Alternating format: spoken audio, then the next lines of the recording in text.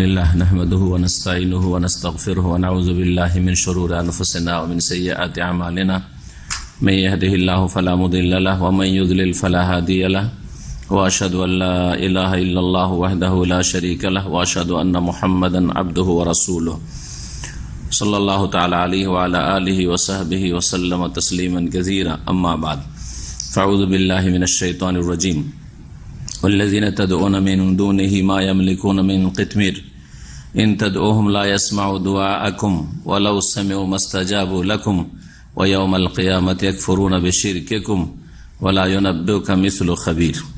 মহান আল্লাহ সমস্ত প্রশংসা যে আল্লাহ রাব্বুল আলামিন হককে নাজিল করেছেন মানব জাতির কল্যাণের জন্য এবং বাতিল যা এক শ্রেণীর মানুষরা যুগে যুগে আবিষ্কার করেছে, উদ্ভব ঘটিয়েছে, সেসবকে নিশ্চিহ্ন করার জন্য আম্বিয়া এবং রসুলকে পাঠিয়েছেন সহি সত্য দাওয়াত নিয়ে।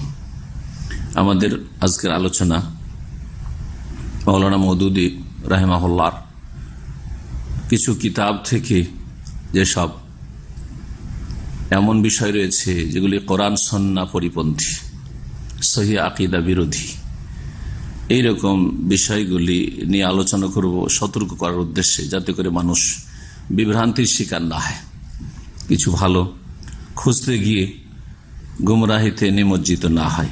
আমাদের সামনে আছে তার প্রসিদ্ধ কিতাব রাসায়েল ও মাসাইল। এই রাসায়েল ও মাসাইল কিতাবটি 4 খণ্ডে রয়েছে, এইরকম 4 খণ্ডে রয়েছে। ইনশাআল্লাহ তাআলা এই কিতাবগুলি থেকে সবগুলি কথা না, কিছু কথা আপনাদের সামনে পেশ করব যেগুলি কোরআন এবং সহিহ সুন্নাহ বিরোধী। প্রথম যে বিষয়টি দিয়ে শুরু করব তা হচ্ছে রাসায়েল ও মাসাইল 3য় খণ্ড 260 পৃষ্ঠা। আমরা তার আসল কিতাব যে উর্দু ভাষায়, সেই কিতাব থেকে পড়ে শোনাব। 260-61 পৃষ্ঠা। 260 পৃষ্ঠায় তিনি হেডলাইনে বলছেন আসহাবে কবর সে দরখাস্তে দুয়া। কবরবাসী যারা মুমিন মুমিনা তাদের কাছে দুয়ার দরখাস্ত করা। মৃত ব্যক্তি যাদেরকে কবরে দাফন করা হয়েছে, আম্বিয়া রসুল হন অথবা কোন নেক বান্দায় হন, অথবা যেসবকে মাজার বানিয়ে ফেলেছে মানুষ, সেসব মাজারগুলিতে যারা দাফন আছে তারাই হোক, এদের কাছে দুয়ার দরখাস্ত করা। অথবা আপনার বাপ মা মৃত হোক, যেমন জীবিত মানুষের কাছে আমরা দুয়ার দরখাস্ত করি যে ভাই দোয়া করবেন, আব্বা দোয়া করবেন, আম্মা দোয়া করিয়েন, হ্যাঁ শেখ দোয়া করিয়েন। ঠিক ওই রকম মৃত ব্যক্তির কাছে দোয়া করা, দোয়া চাওয়া যে আল্লাহর কাছে আপনি দোয়া করিয়েন আমার জন্য, এই বিষয়টি তিনি উল্লেখ করছেন। প্রশ্নকারী প্রশ্ন করেছেন, কারণ রাসায়েল মাসাইল বইটি ঠিক এইভাবে, কেউ প্রশ্ন করেছে কোন বিষয়ে, তারপর তার উত্তর দিয়েছেন উনি। ওনার বিভিন্ন কিতাব যেগুলি তার লিখনী অথবা তার যে ওই পত্রিকা ছিল তরজমানুল কোরআন, সেগুলিতে যেসব ভুলভ্রান্তি আপত্তিকর বিষয় অনেকে দেখেছেন, সেই সব বিষয়ে প্রশ্নগুলি রয়েছে, সেগুলির তিনি উত্তর দেওয়ার চেষ্টা করেছেন। এইরকম বিভিন্ন প্রশ্ন আর তার উত্তরগুলি খুব লম্বা লম্বা রয়েছে। আমরা অল্প কিছু পড়েই বলার চেষ্টা করব, সবকিছুই না বলে। প্রশ্নকারী প্রশ্ন করছেন সওয়াল নম্বর 3, মানে প্রশ্ন নম্বর হচ্ছে 3। কিসি বুজুর্গ কি খবর पर जाकर इस तरह कहना कि ऐ वलीउल्लाह आप हमारे लिए अल्लाह से दुआ करें, क्या दुरुस्त है? কোন বুজুর্গের কবর কাছে, বুজুর্গ তো বুঝছেন, হ্যাঁ কোন বুজুর্গ, হ্যাঁ বড় মানুষ, সে কবরের কাছে গিয়ে এ কথা বলা যে এই ওয়ালিউল্লাহ, হে আল্লাহর ওলি, আপ হামারে লিয়ে আল্লাহ সে দোয়া করে, আপনি আমাদের জন্য আল্লাহর কাছে দোয়া করুন। क्या दुरुस्त है? এই দরখাস্ত করা, দোয়া চাওয়া মৃত ব্যক্তির কাছে বা কবরে দাফনকৃত ব্যক্তির কাছে দোয়ার দরখাস্ত করা কি ঠিক? উত্তরে তিনি কি বলছেন শোনেন। তিনি না শিরক বলছেন, না বেদাত বলছেন, না নাজায়েজ বলছেন। যদি আপনাকে জিজ্ঞেস করা, একজন সহি আকীদার সাধারণ মানুষকেও জিজ্ঞেস করা হয় তাহলে কি বলবে? বিদআত বলবে বা হারাম বলবে, নাজায়েজ বলবে। হ্যাঁ, সেটা শিরক পর্যন্ত পৌঁছিতে পারে যদি মনে করে যে তাদের ওই রকম ক্ষমতা আছে ইত্যাদি। এমন একটা পর্যায়ে আছে যে শিরক, এটা হচ্ছে শিরকের কাছে পৌঁছে যাওয়া, বড় শিরকের কাছে। কিন্তু নিঃসন্দেহে বিদআত, নিঃসন্দেহে নাজায়েজ, নিঃসন্দেহে হারাম। তিনি কি বলছেন ভালো করে শুনুন। আর এক একটা জুমলা বাক্যের আমি তর্জমা করেছি যাতে করে কেউ না বলতে পারে যে বাংলায় তর্জমা করতে গিয়ে কিছু হেরফের হয়েছে। जवाब बोलছেন उत्तरे किसी बुजुर्ग से अपने हक में दुआए खैर की दरखास्त करना बजाय खुद कोई काबिल एतराज चीज नहीं है। কোনো বুজুর্গ ব্যক্তির কাছে নিজের জন্য দুআয়ে খায়ের করার দরখাস্ত করা আপন জায়গায় কোনো আপত্তিকর বিষয় নয়, কোন আপত্তিকর বিষয় নয়। যেখানে মৃত ব্যক্তির প্রশ্নকারী জীবিত বুজুর্গের কথা জিজ্ঞেস করেনি, মৃত ব্যক্তির, উনি বলছেন যে এই বিষয়টি আপন জায়গায় কোই কাবেল এতেরাজ চিজ नहीं है, কোনো আপত্তিকর বিষয় নয়।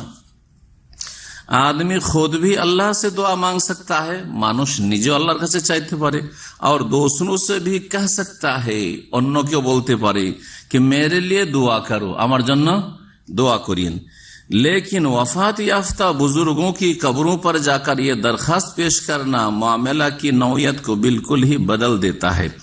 তবে মৃত বুজুর্গের কবরের কাছে গিয়ে এই দরখাস্ত করা যে আমার জন্য দোয়া করিয়েন, এই বিষয়টিকে কি করে দিচ্ছে, বদলিয়ে দিচ্ছে। মানে বিষয়টা অন্য হয়ে যাচ্ছে।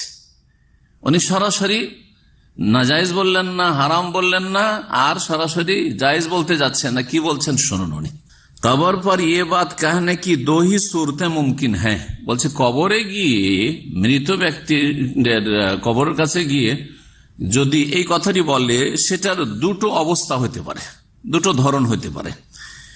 एक ये कि आप अपने दिल में ये चुपके चुपके ऐसा कहें, आप अपने दिल में या चुपके चुपके ऐसा कहें, আপনি গিয়ে আস্তে আস্তে মনে মনে বলছেন, জোরে নয়, চিৎকার করে নয়, আস্তে আস্তে বলছেন যেটা কবরের বাইরে আওয়াজটা থেকে যাবে, বা মনে মনে বলছেন যেটা সাধারণত মানুষ এরকম আড়ে থাকলে শুনতে পায় না, মনে মনে থাকলো বা পাশে থাকলেও শুনতে পায় না।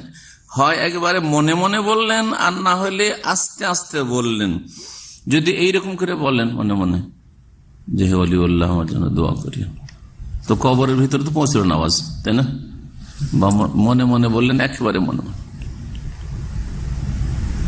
মনে ওলিউল্লাহ আমার জন্য দোয়া করেন, इसके माने ये होंगे, যদি এইরকম করেন আস্তে আস্তে বা মনে মনে করেন, তো এর অর্থ হবে कि आप उन बुजुर्गों की समात की शान में शान वही कुछ समझ रहे हैं जो अल्लाह की है।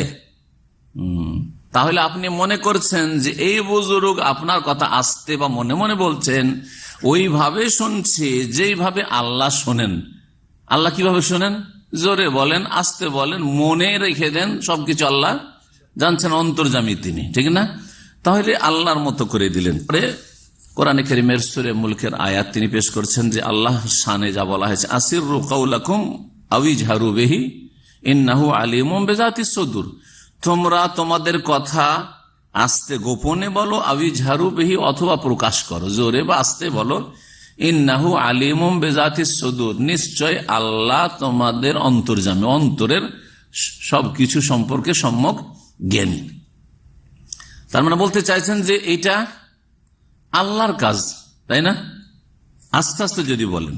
এখন বাকি থাকলো দ্বিতীয় অবস্থা, জোরে জোরে চিৎকার করে বলছেন। दूसरी सूरत ये हो सकती है, দ্বিতীয় অবস্থা কবর কাছে গিয়ে দোয়ার জন্য দরখাস্ত করছেন कि आप जोर जोर से उन वली उल्लाह को पुकार कर ये बात कहें, চিৎকার করে আওয়াজ করে ওই ওলি উল্লাহকে আপনি বলছেন যে হে ওলি উল্লাহ আমার জন্য দোয়া করেন আল্লাহর কাছে, আমি আপনার কাছে দোয়ার দরখাস্ত করছি। इस सूरत में एतेकाद की खराबी तो लाजिम ना आएगी, বলছি এতে আকীদার কোনো খারাপি হবে না। ইন্না লিল্লাহি ওয়া ইন্না ইলাইহি রাজিউন, এতে আকীদার কোনো খারাপি হবে না। চিৎকার করে গিয়ে কারো কবর কাছে গিয়ে বলেন হে আল্লাহর ওলি আপনি, বা হে আল্লাহর নবী, বা হে অমুক, নবীর কথা বলে না অলি, হ্যাঁ, যে কোনো লোককে। আর যাদেরকে আজকাল অলি মনে করা হচ্ছে, বুঝতেই পারছেন, ওদের কবর সেজদা ছাড়া কাউকে অলি মনে করা হয় না। কবরে যদি ওরস হয়, সেজদা হয়, শিরক বিল্লাহ হয়, তাহলে তাকে অলি মনে করা হচ্ছে। এই কবরগুলি সম্পর্কে মানুষের দুর্বল ইমান বা মূর্খ লোকদের ধারণা যে ওরাই মনে হয় আল্লাহর ওলি। আসল আল্লাহর ওলির খোঁজ খবর রাখেন না অধিকাংশ ভারত, বাংলাদেশ, পাকিস্তানের মুসলিমরা। যাই হোক, যে কোনো মানুষ হোক না কেন, মৃত ব্যক্তির কবর কাছে গিয়ে যদি জোরে জোরে বলেন, তো আরো আবার বলছি ওনার কথা, ইস সুরাত মে এতেকাদ কি খারাপি তো লাজিম নাহি না আয়েগি, এতে আকিদার কোন রকমের খারাপি আবশ্যক না, মানে খারাপ হলো না আকিদা। আকিদা ঠিক আছে আপনার।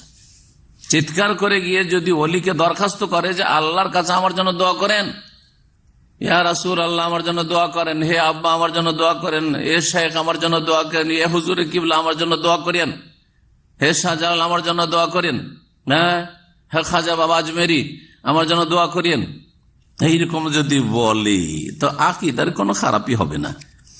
মগর ये अंधेरे में तीर চালানা হোগা, তবে এটা অন্ধকারে তীর ছোঁড়ার মতো। আপনি শিকারীকে তীর ছাড়ছেন কিন্তু লাইট নেই, এদিক সেদিক বুঝতে পারছেন যে শিকারী আছে, তো শিকারী দেখতেও পাচ্ছেন না অন্ধকারে, আর আপনি ছাড়ছেন না আশা যে পেতে পারি, যদি লেগে যায় তো অন্ধকারে কি করছেন, তীর ছাড়ছেন। তো অন্ধকারে তীর ছাড়লে লাগতেও পারে, মানে আপনার টার্গেট পুরা হইতেও পারে যে শিকারী পেয়ে গেলেন, আর নাও লাগতে পারে নিশানায় গিয়ে। ঠিকই তেমনি এই যে আপনি চিৎকার করে বলছেন, এটা সেই ওলি শুনেও নিতে পারে, আর আপনার মনস্কামনা পূরণ হয়েও যেতে পারে, আপনার জন্য দোয়া করতেও পারে, আবার এটা নাও হইতে পারে, আপনার মনস্কামনা পূরণ নাও হইতে পারে। বুঝতে পারছেন কিনা তুলনা করেছি কিসের সাথে?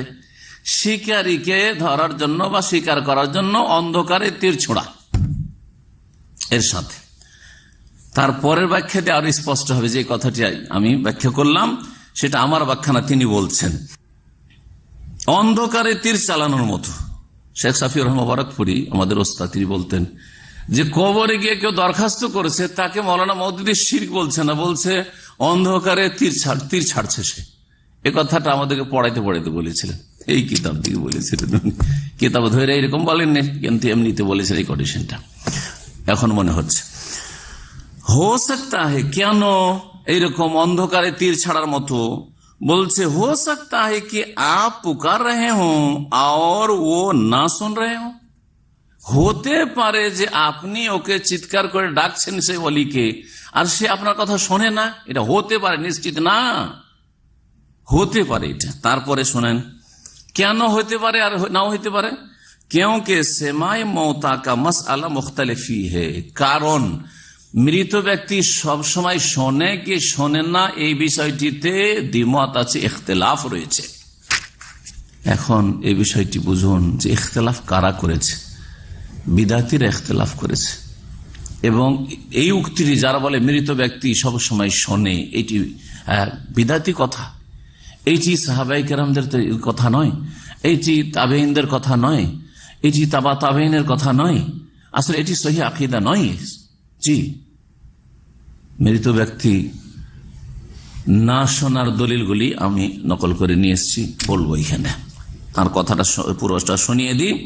উনি কি বলতে চাইলেন যে মৃত ব্যক্তি শোনে কি শোনে না, ইখতিলাফ আছে। হ্যাঁ, মৃত ব্যক্তিকে আল্লাহ যদি কোনো সময় শোনাতে চান কোনো কথা, তাহলে শুনতে পারে, এই ব্যাপারে একমত ওলামারা। যেমন বদরের কাফের নিহতদেরকে যখন কূপে নিক্ষেপ করা হয়েছে 70 জনকে, তখন নবী করিম সাল্লাল্লাহু আলাইহি ওয়াসাল্লাম তাদেরকে সম্বোধন করে কথা বলেছিলেন না, ইন্না কাদ ওয়াজাদনা মা ওয়াদানা রাব্বুনা হাক্কা ফাহাল ওয়াজাদতুম মা ওয়াদা রাব্বুকুম হাক্কা। তোমার রাদিয়াল্লাহু তাআলা বলেছেন, ইয়া রাসূলুল্লাহ তুকাল্লিম আজসাদান লা আরওয়াহা, এমন বডির সাথে কথা বলছে, দেহের সাথে, তাদের এইসব দেহেতে কোনো রূহ নাই, কি শুনছে ওরা? তখন নবী করিম সাল্লাল্লাহু আলাইহি ওয়াসাল্লাম বলেছেন যে তোমাদের চাইতে এই সময়, আল আন শব্দটি, এই সময়ে তোমাদের চাইতে বেশি তারা শুনছে। এই জন্য সহিহ আকীদার উলামাদের মত হচ্ছে এই বিষয়ে যে আল্লাহ যদি কোনো সময় বিশেষ ব্যক্তিকে বা কাউকে বিশেষ সময় শোনাতে চান তাহলে শোনে, সব সময় শোনে না। আসল হচ্ছে যে মৃত ব্যক্তি শোনে না, সেখানে গিয়ে কোনো কিছু করলে আপনি কোরআন খানি করছেন শোনে না, চিৎকার করছেন শোনে না, ডাকছেন শোনেন না, তাকে ডাকছেন অথবা তাকে বলছেন আল্লাহর কাছে দোয়া করে দেন, কোনোটাই শোনে না। কিন্তু খাস সময় যদি আল্লাহ কখনো শোনাতে চান, এটা কেন তারা বলেছেন? কারণ এই বদরের কাফের মৃতদেহকে সম্বোধন করেছেন রাসূলুল্লাহ সাল্লাল্লাহু আলাইহি ওয়াসাল্লাম। আর যখন দাফন করা হয়ে যায়, দাফন করা মুনকার নাকির আসে জিজ্ঞাসাবাদের জন্য, লোকেরা সব দাফন করে বিদায় নেই, উঠিয়ে বসানো হয়। সেই সময় হাদিস আছে ওয়া ইন্নাহু লা ইয়াসমাউ কারআনি আলাইহিম, তখন ওই যে মৃত ব্যক্তি উঠিয়ে বসানো হইল, মানুষের জুতো স্যান্ডেলের আওয়াজ শুনতে পায়, যে সব রেখে দিয়ে চলে গেল, পায়ের আওয়াজ শুনতে পায়, ঠিক না? কিন্তু ওই সময়টাই আর সবসময় শুনে, সেই জন্য এর দলিল নেই, বরং এর বিপরীত দলিল আছে, মৃত শুনে না, কোরআনে কারিমে আছে। উনি বলছেন যে বিষয়টিতে ইখতিলাফ আছে, সেই জন্য হতে পারে যে ওই সময় শোনে না। ये भी हो सकता है कि उनका सेमा तो मुमकिन हो, আর এটাও হতে পারে যে মৃত ব্যক্তি আপনার ওলি বুজুর্গ শুনছেন, সম্ভব, मगर उनकी रूह उस वक्त वहां तशरीफ ना रखती हो, কিন্তু হতে পারে যে তার আত্মা সেখানে নেই, অন্য কোথাও আছে। और आप खामाखा खाली मकान पर आवाजें दे रहे हो, আর আপনি ফালতু বিনা কাজে ওখানে আপনি শূন্য জায়গাতে, খালি জায়গাতে চিৎকার করছেন, আওয়াজ দিচ্ছেন। ये भी हो सकता है, এটা হতে পারে कि उनकी रूह तशरीफ फरमा तो हो मगर वो अपने रब की तरफ मशगूल हो, আবার এটাও হতে পারে যে রূহ হয়তো ওই কবরে মৌজুদ আছে, যেখানে গিয়ে আপনি চিৎকার করে দরখাস্ত করছেন দুয়ার, কিন্তু সেই রূহ রবের সাথে, আল্লাহর সাথে ব্যস্ত আছে। সব কথাবার্তা করতে কি বললাম, জি, কোন দলিলের ভিত্তিতে সব কথা? ये भी हो सकता है, हाँ बोलते तारपरे और मशगूल हो, और आप अपनी गर्ज के लिए चीख चीख कर उनको उल्टी अजियत दें, যেই সময় আল্লাহর সাথে সেই রূহ, বুজুর্গের রূহ, ওলির রূহ মশগুল আছে, সেই সময় আপনি চিৎকার যে করছেন, এতে হয়তো সেই আল্লাহর ওলিকে আপনি কষ্ট দিচ্ছেন। যেমন আমরা যদি কোনো কাজে ব্যস্ত থাকি আর সেই সময় কেউ চিৎকার করে কথা বলে, তো খারাপ লাগবে না, কষ্ট লাগবে না? ওই রকম আপনি কষ্ট দিচ্ছেন হয়তো। बोलছেন যে दुनिया में किसी नेक आदमी से दुआ कराने के लिए आप जाते हैं तो मुहज्जब तरीका से पहले मुलाकात होती है। দুনিয়া যদি কোনো জীবিত ব্যক্তির কাছে দোয়ার দরখাস্ত করতে চান, হ্যাঁ, তাহলে কি চিৎকার করে এসে বলবেন, হইচই করে? না, যাবেন, সালাম দেবেন, ভদ্রভাবে বসবেন বা ভদ্রভাবে কথা বলবেন, মোলাকাত করবেন। ফির আপ আরজে মুদ্দা কর, তারপরে আরজ করেন যে আমার জন্য দোয়া করিয়েন, আমার জন্য দোয়া করিয়েন। তার মানে ওইভাবে হইলে অসুবিধা নেই। দোয়ার দরখাস্ত করাটা আপন অবস্থায় এটা শরীয়ত বিরোধী কাজ না, সহি আকীদা বিরোধী, কোরআন সুন্নাহ বিরোধী কাজ নয়। হতে পারে যে তীর লেগে যেতে পারে, হতে পারে নাও লাগতে পারে, বললো না? জি হ্যাঁ, এই হচ্ছে এই সম্পর্কে তার কথা। এখন কোরআন কারীমের আয়াত শোনায়, নবী করিম সাল্লাল্লাহু আলাইহি ওয়াসাল্লাম হাদিস শোনায়, দুটো আয়াত শোনায়, দুটো হাদিস শোনায়, কারণ বিষয়টি গুরুত্বপূর্ণ। সূরা ফাতির আয়াত নম্বর 13তে 14তে মহান আল্লাহ ইরশাদ করেছেন, ওয়াল্লাযিনা তাদউনা মিন দুনিহি মা ইয়ামলিকুনা মিন কিতমির, তোমরা আল্লাহকে বাদ দিয়ে যাদেরকে আহ্বান করো, ডাকো। সে আহ্বান করো মানে দেন অথবা আল্লাহর কাছে দোয়া করে দেন, যেটাই হোক না কেন, আহ্বান দুটোই, ডাকা। কিন্তু যাদের আল্লাহকে বাদ দিয়ে যাদেরকে তোমরা ডাকো, মা ইয়ামলিকুনা মিন কিতমির, তারা খেজুরের আটির ওপর যে আবরণ আছে তারও মালিক না। খেজুরের যখন যেটা খাবার আপনার যেটা সেটা ছড়িয়ে নেবেন, খেজুর আটির ওপর কি আছে, একবারে পাতলা সরু চিকো সাদা আবরণ আছে, ওটা হচ্ছে কিতমির। ওটারও মালিক না, ওটাও দিতে পারে না তোমাকে। আল্লাহ বলছেন যে তুমি যদি বা তোমরা যদি তাদেরকে ডাকো, লা ইয়াসমাউ দুআআকুম, তোমাদের ডাক শোনে না। আল্লাহ কি বললেন? শোনে না। আর মওদুদী সাহেব বলছেন যে শোনার ব্যাপারটা যেহেতু ইখতিলাফ আছে, জি হ্যাঁ, ওয়ালাউ সামিউ, আল্লাহ বলছেন যদি শুনে নেয়, এটা হচ্ছে কিরকম, যেমন আমরা বলি ধৈর্য নাও, এইরকম সাপোজ যদি এরকম হয়, ওয়ালাউ সামিউ, যদি শুনেও, মাস্তাজাবু লাকুম, মনে রাখো যে তোমাদের ডাকে সাড়া দিতে পারবে না। তো যদি ধরে নেন কিছুক্ষণের জন্য যে তোমার দরখাস্তটা শুনলো যে হে অলিউল্লাহ আমার জন্য দোয়া করিয়েন, মাস্তাজাবু লাকুম, তোমাদের ডাকে সাড়া দিতে পারবে না, তোমাদের আরজি পুরা করতে পারবে, দরখাস্ত পুরা করতে পারবে না, তলব পুরা করতে পারবে না। ওয়ায়াউমাল কিয়ামতি ইয়াকফুরুনা বিশিরকিকুম, আর কিয়ামতের দিনে সেই নেক বান্দা, নবী, ওলি, মুমিন বান্দা, মৃত ব্যক্তি যাকে ডাকছো সে তোমাদের শিরককে অস্বীকার করবে। এই আহ্বানটাকে আল্লাহ কি বললেন? শিরক বললেন। বললেন যে তোমাদের এই কাজটাকে, এই শিরক শব্দ বলে দিয়ে আল্লাহ বলতে চাইলেন যে এই যে আচরণটা করছো, কবরে গিয়ে ডাকছো কাউকে, মৃত ব্যক্তিকে, হ্যাঁ, এটা হচ্ছে কি? শিরক। এটা হচ্ছে শিরক। ওয়ায়াউমাল কিয়ামাতি ইয়াকফুরুনা বিশিরকিকুম ওয়ালা ইউনাব্বিউকা মিসলু খাবীর, আর সূক্ষ্ম খবর যে সত্তা আল্লাহ রাখেন তার মতো কেউ সত্য কথা, হক কথা, সহি কথা বলতে পারে না। আল্লাহ কথা বলছেন সূরা ফাতির আয়াত নম্বর 22 শুনেন। তাতে বলছেন আল্লাহ, ওমা ইয়াস্তাবিল আহইয়া ওয়াল আমওয়াত, জীবিত আর মৃত সমান হইতে পারে না। আরে জীবিতর কাছে দোয়া চাইবেন যে আমার জন্য দোয়া করিয়েন, আর মৃতর কাছে সমান হইতে পারে না। জীবিত মৃত কোনো ক্ষেত্রে সমান হইতে পারে না। জীবিত ব্যক্তি যদি কমজোর থেকে কমজোর হয়, তারপরেও কিছু চাইলে আপনাকে 2, 4, 10, 20 টাকা দিতে পারবে, কিছু তো দিতে পারবে, কিছু তো হেল্প করতে পারবে, তাই না? যে কোনো দিক থেকে এটা ভারী বোঝা ওঠার ক্ষেত্রে কিছু তো হেল্প করতে পারবে। কিন্তু মৃত ব্যক্তি নিজে চলতেও পারে না, নিজে কাপড় পরিধানও করতে পারে না, নিজে গোসলও করতে পারে না, নিজের আতরও লাগাইতে পারে না, নিজে খাটে উঠতে পারে না, বিছানায় উঠতে পারে না, নিজে কবরেও নামতে পারে না, কোনোটাই করতে পারে না। যার ফলে একটা মৃতদেহকে অন্য লোকেরা গোসল করায়, অন্য লোকেরা পরিষ্কার পরিচ্ছন্ন করে, অন্য লোকেরা কাপড় পরিধান, কাফন পরিধান করায়, আর অন্য লোকেরা খাটে উঠিয়ে রাখে, অন্য লোকেরা খাট থেকে নামিয়ে নিয়ে গিয়ে কবরে রাখে। সুবহানাল্লাহ। তারপরও তার কাছে কি দরখাস্ত করবেন? আল্লাহ বলছেন ওমা ইয়াস্তাবিল আহইয়া ওয়াল আমওয়াত, জীবিতরা আর মৃতরা সমান না।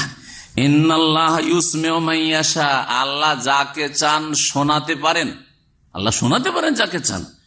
কিন্তু শোনো, ওমা আনতা বিমুসমিন মান ফিল কুবুর, যারা কবরে চলে গেছে তাদেরকে হে নবী, হে মুসলিম, তুমি শোনাতে পারবে না। এর চেয়ে স্পষ্ট কি লাগে? ওমা আনতা বিমুসমিন মান ফিল কুবুর, যে কবরে চলে গেছে, বা যারা, মান বহু বচনের ক্ষেত্রে ব্যবহার হয়, যারা কবরে চলে গেছে, কবরবাসী, তাদেরকে তুমি শোনাতে পারো না। ওমা আনতা বিমুসমিন মান ফিল কুবুর, সূরা ফাতির আয়াত নম্বর 22। মানুষ মারা গেলে আমল বন্ধ হয়ে যায়।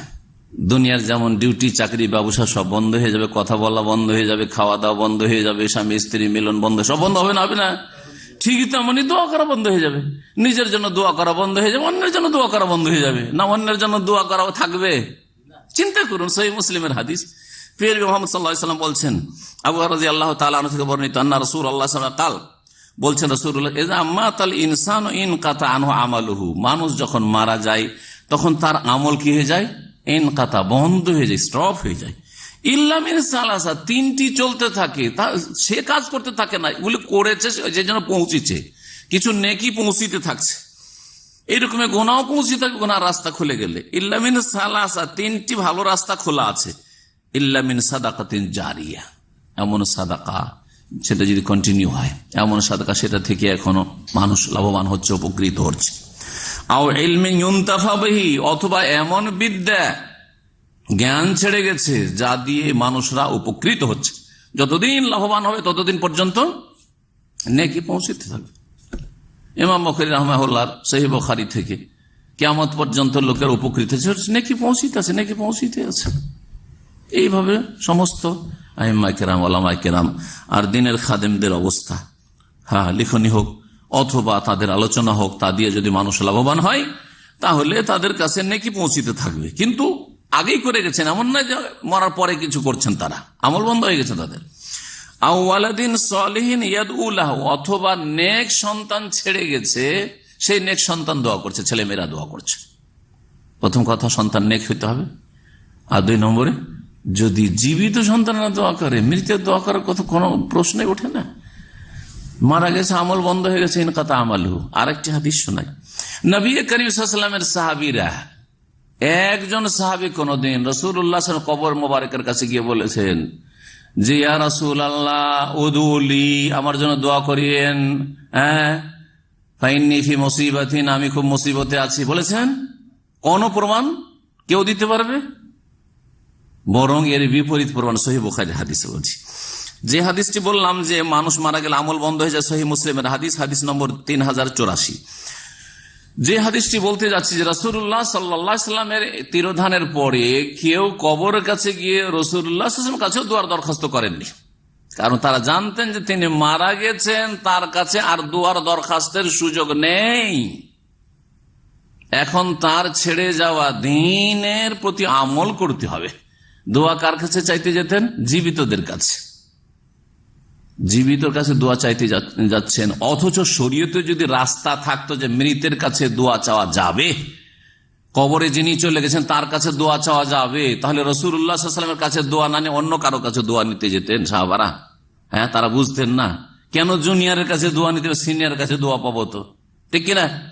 শোনেন হাদিস, আনাস বিন মালিক রাদিয়াল্লাহু তাআলা আনহু বর্ণিত বলছেন, আন্না ওমর ইবনে খাত্তাব রাদিয়াল্লাহু আনহু কানা ইযা কাহাতু, ওমর রাদিয়াল্লাহু তাআলার আমলে যখন বৃষ্টি দেখা দিত, বৃষ্টি হচ্ছে না, ইস্তাসকা বিল আব্বাস ইবনে আব্দুল মুত্তালিব, আব্বাস বিন আব্দুল মুত্তালিব রাসূলুল্লাহ সাল্লাল্লাহু আলাইহি ওয়াসাল্লামের চাচা, আব্দুল মুত্তালিবের ছেলে, যিনি মুসলিম ছিলেন, তার কাছে ইস্তিসকার জন্য দোয়া চাইতেন যে আল্লাহর কাছে বৃষ্টির দোয়া করে দেন, আমাদের জন্য দোয়া করে দেন। দোয়া কার কাছে চাইতে যেতেন?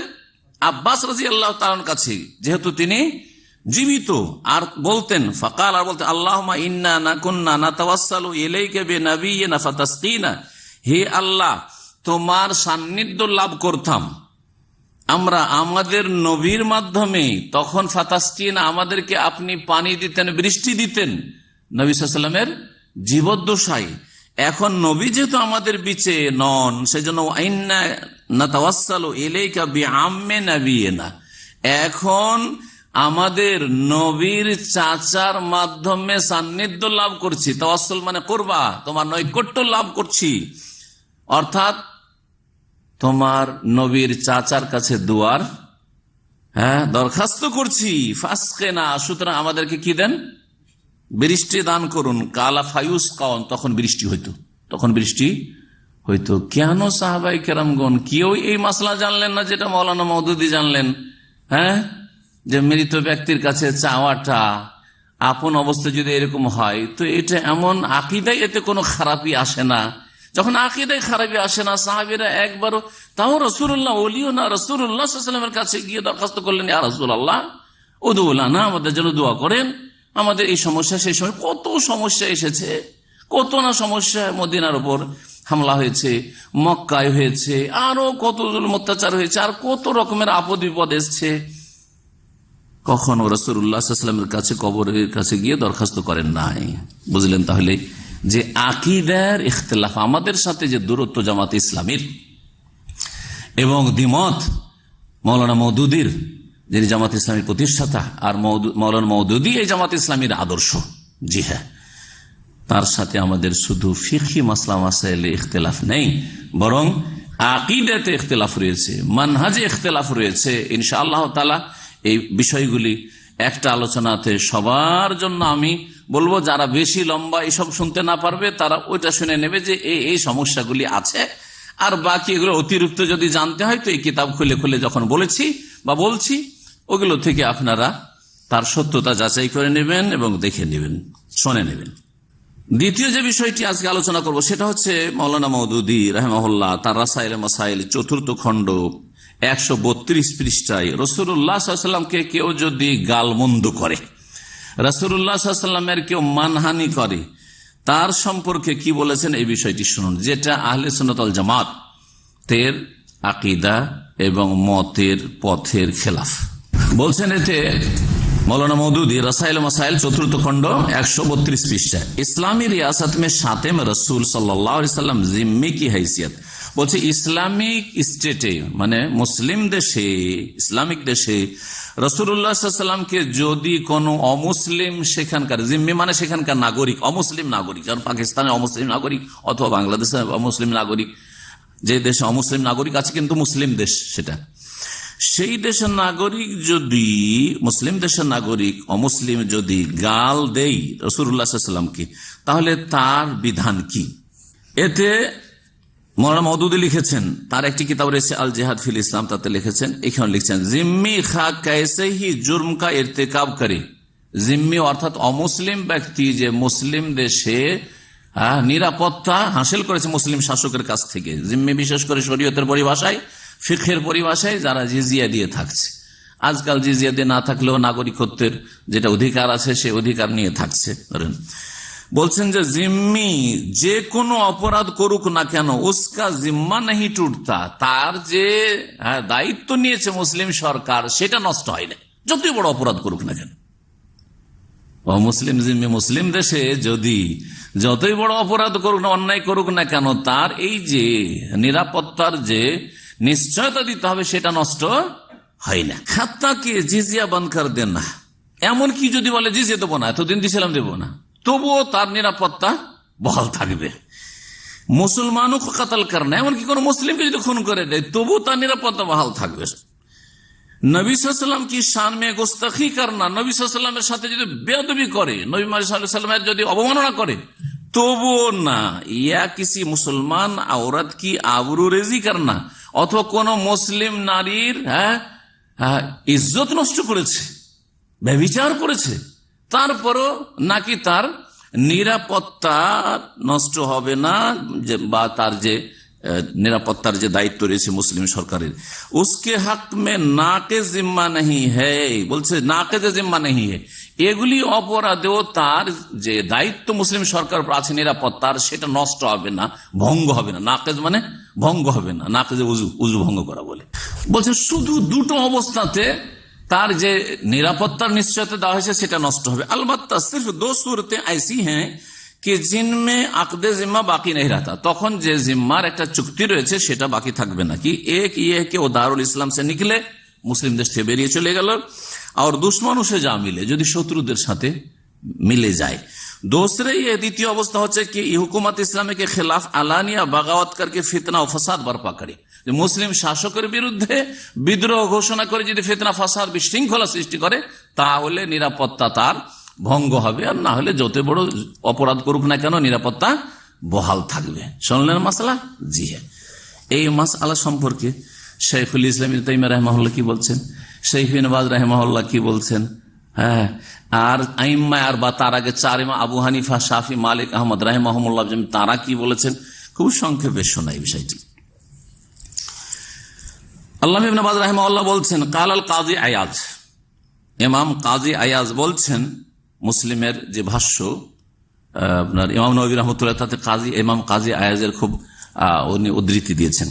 বলছেন আজমাতিল উম্মাতু আলা কাতলে মুতানাক্কিসিহি মিনাল মুসলিমিনা ওয়া সাববিহি, এই উম্মতের ইজমা রয়েছে যে মুসলিমদের মধ্যকার রাসূলুল্লাহ সাল্লাল্লাহু আলাইহি ওয়াসাল্লামের অবমাননাকারী এবং গালি দেনেওয়ালা কে কি করতে হবে, হত্যা করা যাবে। ওয়াকালা, এটা তো বলা হলো মিনাল মুসলিমিন। ওয়াকালা মুহাম্মদ বিন সুহনুন মিন আইম্মাতিল মালিকিয়া, মালিকিয়াদের আরেকজন ইমাম মুহাম্মদ বিন সুহনুন তিনি বলছেন আজমাল উলামা, উলামাদের ইজমা রয়েছে আলা আন্না শাতিমান নবী সাল্লাল্লাহু আলাইহি ওয়াসাল্লাম মুতানাক্কিস লাহু কাফির, কি ইজমা রয়েছে যে নবী সাল্লাল্লাহু আলাইহি ওয়াসাল্লামকে যে গালমন্দ করবে বা মানহানি করবে সে হচ্ছে কাফির, মুসলিম থাকলে সে কাফির হবে। ওয়াল ওয়াইদু জা আলাইহি বিআযাবিল্লাহি লাহু, আর এর জন্য আল্লাহর আযাবের কঠোর শাসানির কথা রয়েছে। ওয়া হুকমুহু ইনদাল উম্মাতি আল কাতলু, আর মুসলিম উম্মার কাছে তার বিধান হচ্ছে হত্যা, মৃত্যুদণ্ড। ওমান শাক্কা ফি কুফরিহি, কেউ যদি সন্দেহ করে যে নবী সাল্লাল্লাহু আলাইহি ওয়াসাল্লামকে গালমন্দ করেও কাফির হবে না আর তার আযাব হবে না, কাফারা, সেও কাফির হবে। নবী সাল্লাল্লাহু আলাইহি ওয়াসাল্লামকে গালমন্দ করছে, মানহানি করছে, আর তাকে যদি কেউ মুসলিম মনে করে তাহলে সেও মুসলিম থাকবে না। এর উপর ইজমা রয়েছে। ইনতাহা, দুই ইমামের উক্তি হলো। এখন ইমাম ইবনে তাইমিয়া রাহিমাহুল্লাহর কথা শুনে কালা শাইখুল ইসলাম ইবনে তাইমিয়া রাহিমাহুল্লাহ আবুল আব্বাস ইবনে তাইমিয়া রাহিমাহুল্লাহ বলছেন ওয়াকাদ রাত্তাবতুহু আলা আরবা'i মাসাইল। ইমাম ইবনে তাইমিয়া রাহিমাহুল্লাহর একটি কিতাবই আছে, তার কিতাবের নাম হচ্ছে আস-সারিমুল মাসলুল আলা শাতিমির রাসূল। নাঙ্গা তরবারি, নাঙ্গা তরবারি বুঝেন তো, মানে খোলা তরবারি, খোলা তরবারি আলা শাতিমির রাসূল, রাসূল সাল্লাল্লাহু আলাইহি ওয়াসাল্লামকে গালমন্দকারীর উপর কিতাবের নাম। ওতে বিস্তারিত আলোচনা করেছেন। তো 4টি অধ্যায় নিয়ে এসেছেন, 4টি মাসালা বলছেন উনি। বলছেন যে ওয়াকাদ রাত্তাবতু আলা আরবা'i মাসাইল, এই কিতাবটিকে আমি বিন্যস্ত করেছি 4টি বিষয়ের উপর। আল মাসআলাতুল, প্রথম বিষয় হচ্ছে এই বিষয়ে যে আন্নাসাবা ইউকতালু সাওয়াউন কানা মুসলিমান আও কাফিরান, যে গালমন্দ করবে রাসূলুল্লাহ সাল্লাল্লাহু আলাইহি ওয়াসাল্লাম তাকে কি করা হবে? মৃত্যুদণ্ড দেওয়া হবে, সে মুসলিম হোক আর কাফের হোক, সে জিম্মি হোক। মুসলিম হইল মৃত্যুদণ্ড তার শাস্তি, আর কাফের হলো মৃত্যুদণ্ড তার শাস্তি। মুসলিম দেশে মুসলিম শাসক বাস্তবায়ন করবে, জনগণ না। আল মাসআলাতুস সানিয়া, দ্বিতীয় বিষয় হচ্ছে ফি আন্নাহু ইয়াতাআয়্যানু কাতলুহু ওয়া ইন কানা জিম্মিয়ান, তাকে অবশ্যই খুন করতে হবে, মৃত্যুদণ্ড দিতে হবে যদিও সে জিম্মি হোক। মানে আমি জিজিয়া করে দিয়ে আমি তো নিরাপত্তা হাসিল করেছি, আমি তো এদেশের নাগরিকত্ব হাসিল করেছি, আমি এখানে তো নিশ্চয়তা পেয়েছি আমার জানমালের সুরক্ষার, কিন্তু তুমি তোমার রক্তকে হালাল করেছো রাসূলুল্লাহ সাল্লাল্লাহু আলাইহি ওয়াসাল্লামকে গাল দিয়ে বা তার অবমাননা করে। ওয়াইন কানা জিমিয়ান ফালা ইয়াজুজুল মান্নু আলাইহি ওয়ালা মুফাদাত, সুতরাং তার উপর অনুগ্রহ করে ক্ষমা করা জায়েজ নয়, অথবা তার কাছ থেকে মুক্তিপণ নেওয়া, যে তোর কাছ থেকে এত টাকা নিয়ে এলাম, তোর এত টাকা কি করা হলো, ফাইন করা হলো, আর তোকে মাফ করে দেওয়া হলো, জরিমানা করা হলো, সেটাও জায়েজ নয়। আস-সারিমুল মাসলুল আলা শাতিমির রাসূল কিতাবে তিনি বলছেন।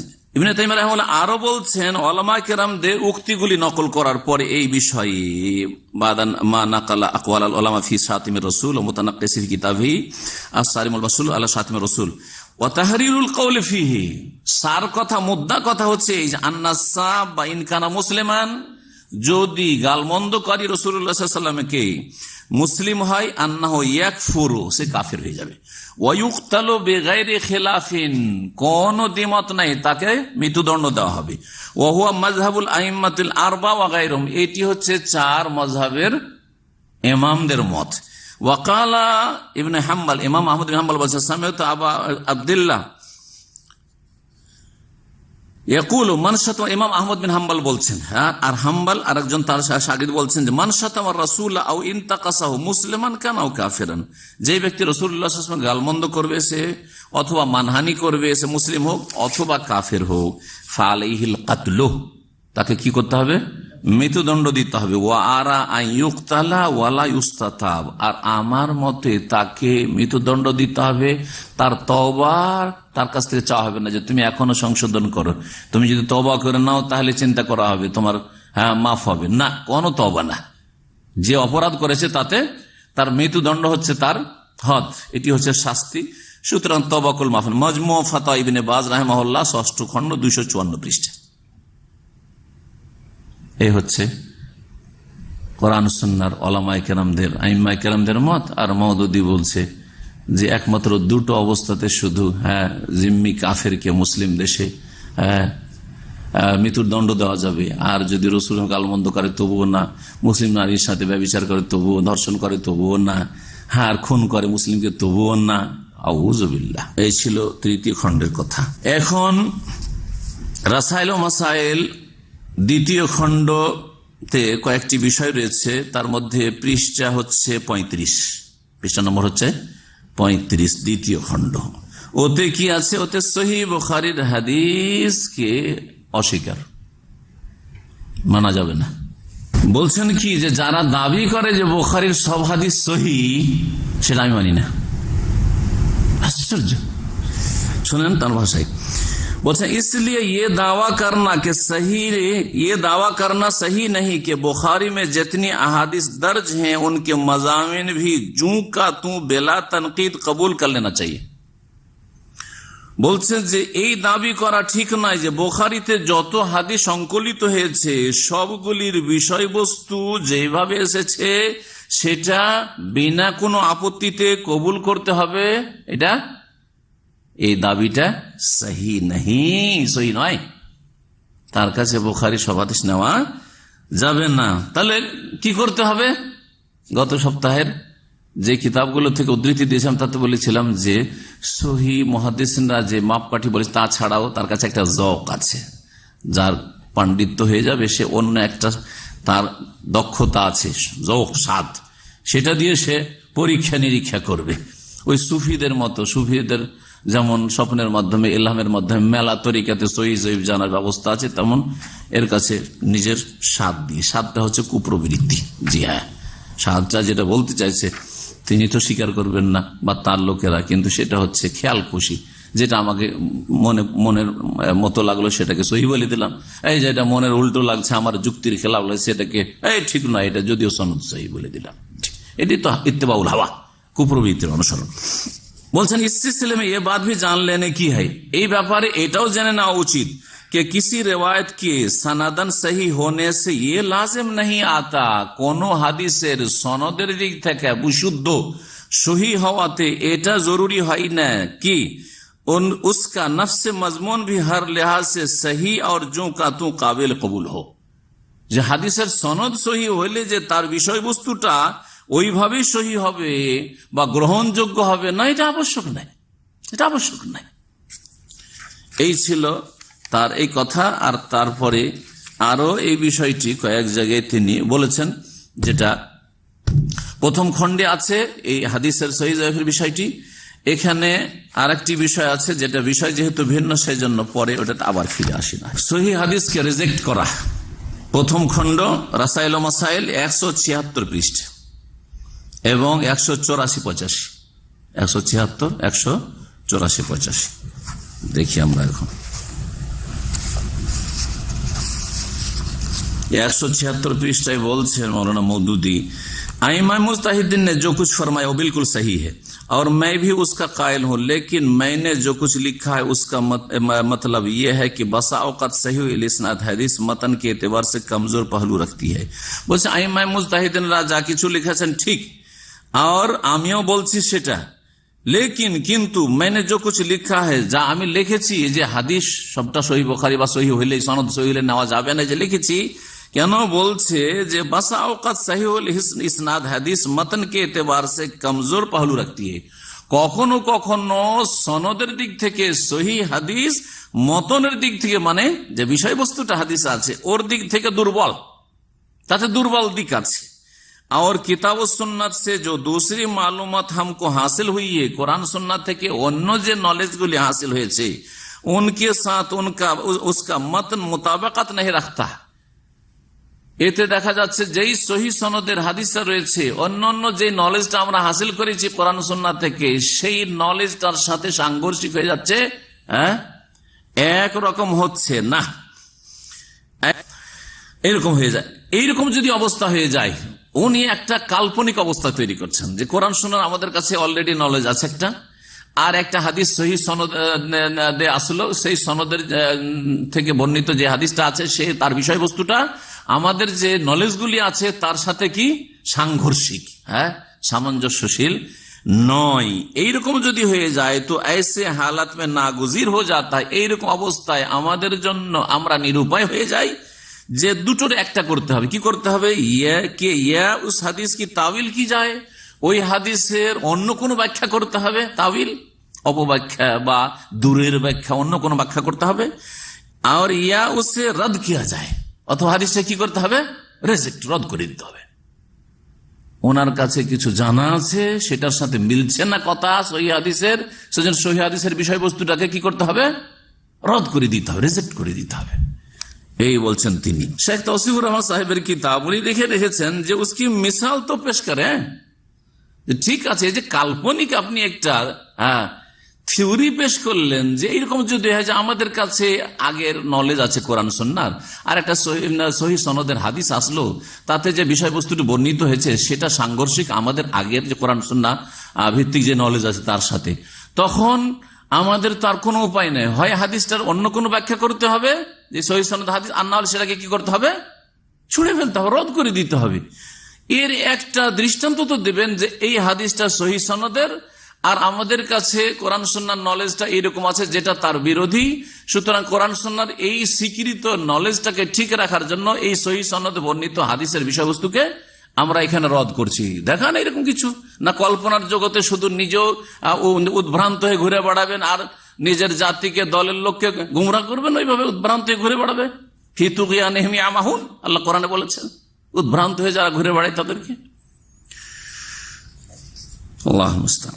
আরো বলছেন 184 পৃষ্ঠায় দেখেন আর 85 পৃষ্ঠায়, আসল वाक़या यह है कि कोई रिवायत जो रसूलुल्लाह सल्लल्लाहु अलैहि वसल्लम की तरफ मंसूब हो उसकी निस्बत का सही और वो मोतबर होना बजाय खुद जेर बहस होता है।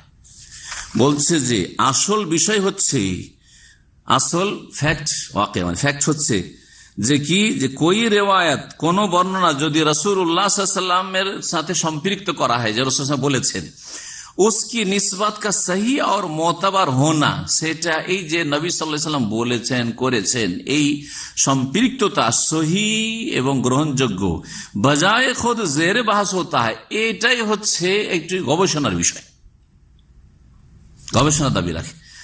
आपके नजदीक हर उस रिवायत को हदीस रसूल मान लेना जरूरी है जिसे मुहद्दिसिन सनद के एतबार से सही करार दे।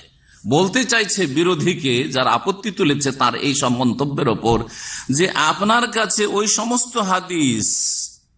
সমস্ত হাদিস যেটা মুহাদ্দিসিনদের কাছে সনদের দিক থেকে সহি, মুহাদ্দিসিন কি বলেছেন, মুহাদ্দিসিন সনদকে এতবার সে সহি করার দেন, মুহাদ্দিসিনরা সহি বলেছেন, সেটা কি করতে হবে, উস রওয়ায়াত কো হাদিস রাসূল মান লেনা জরুরি है।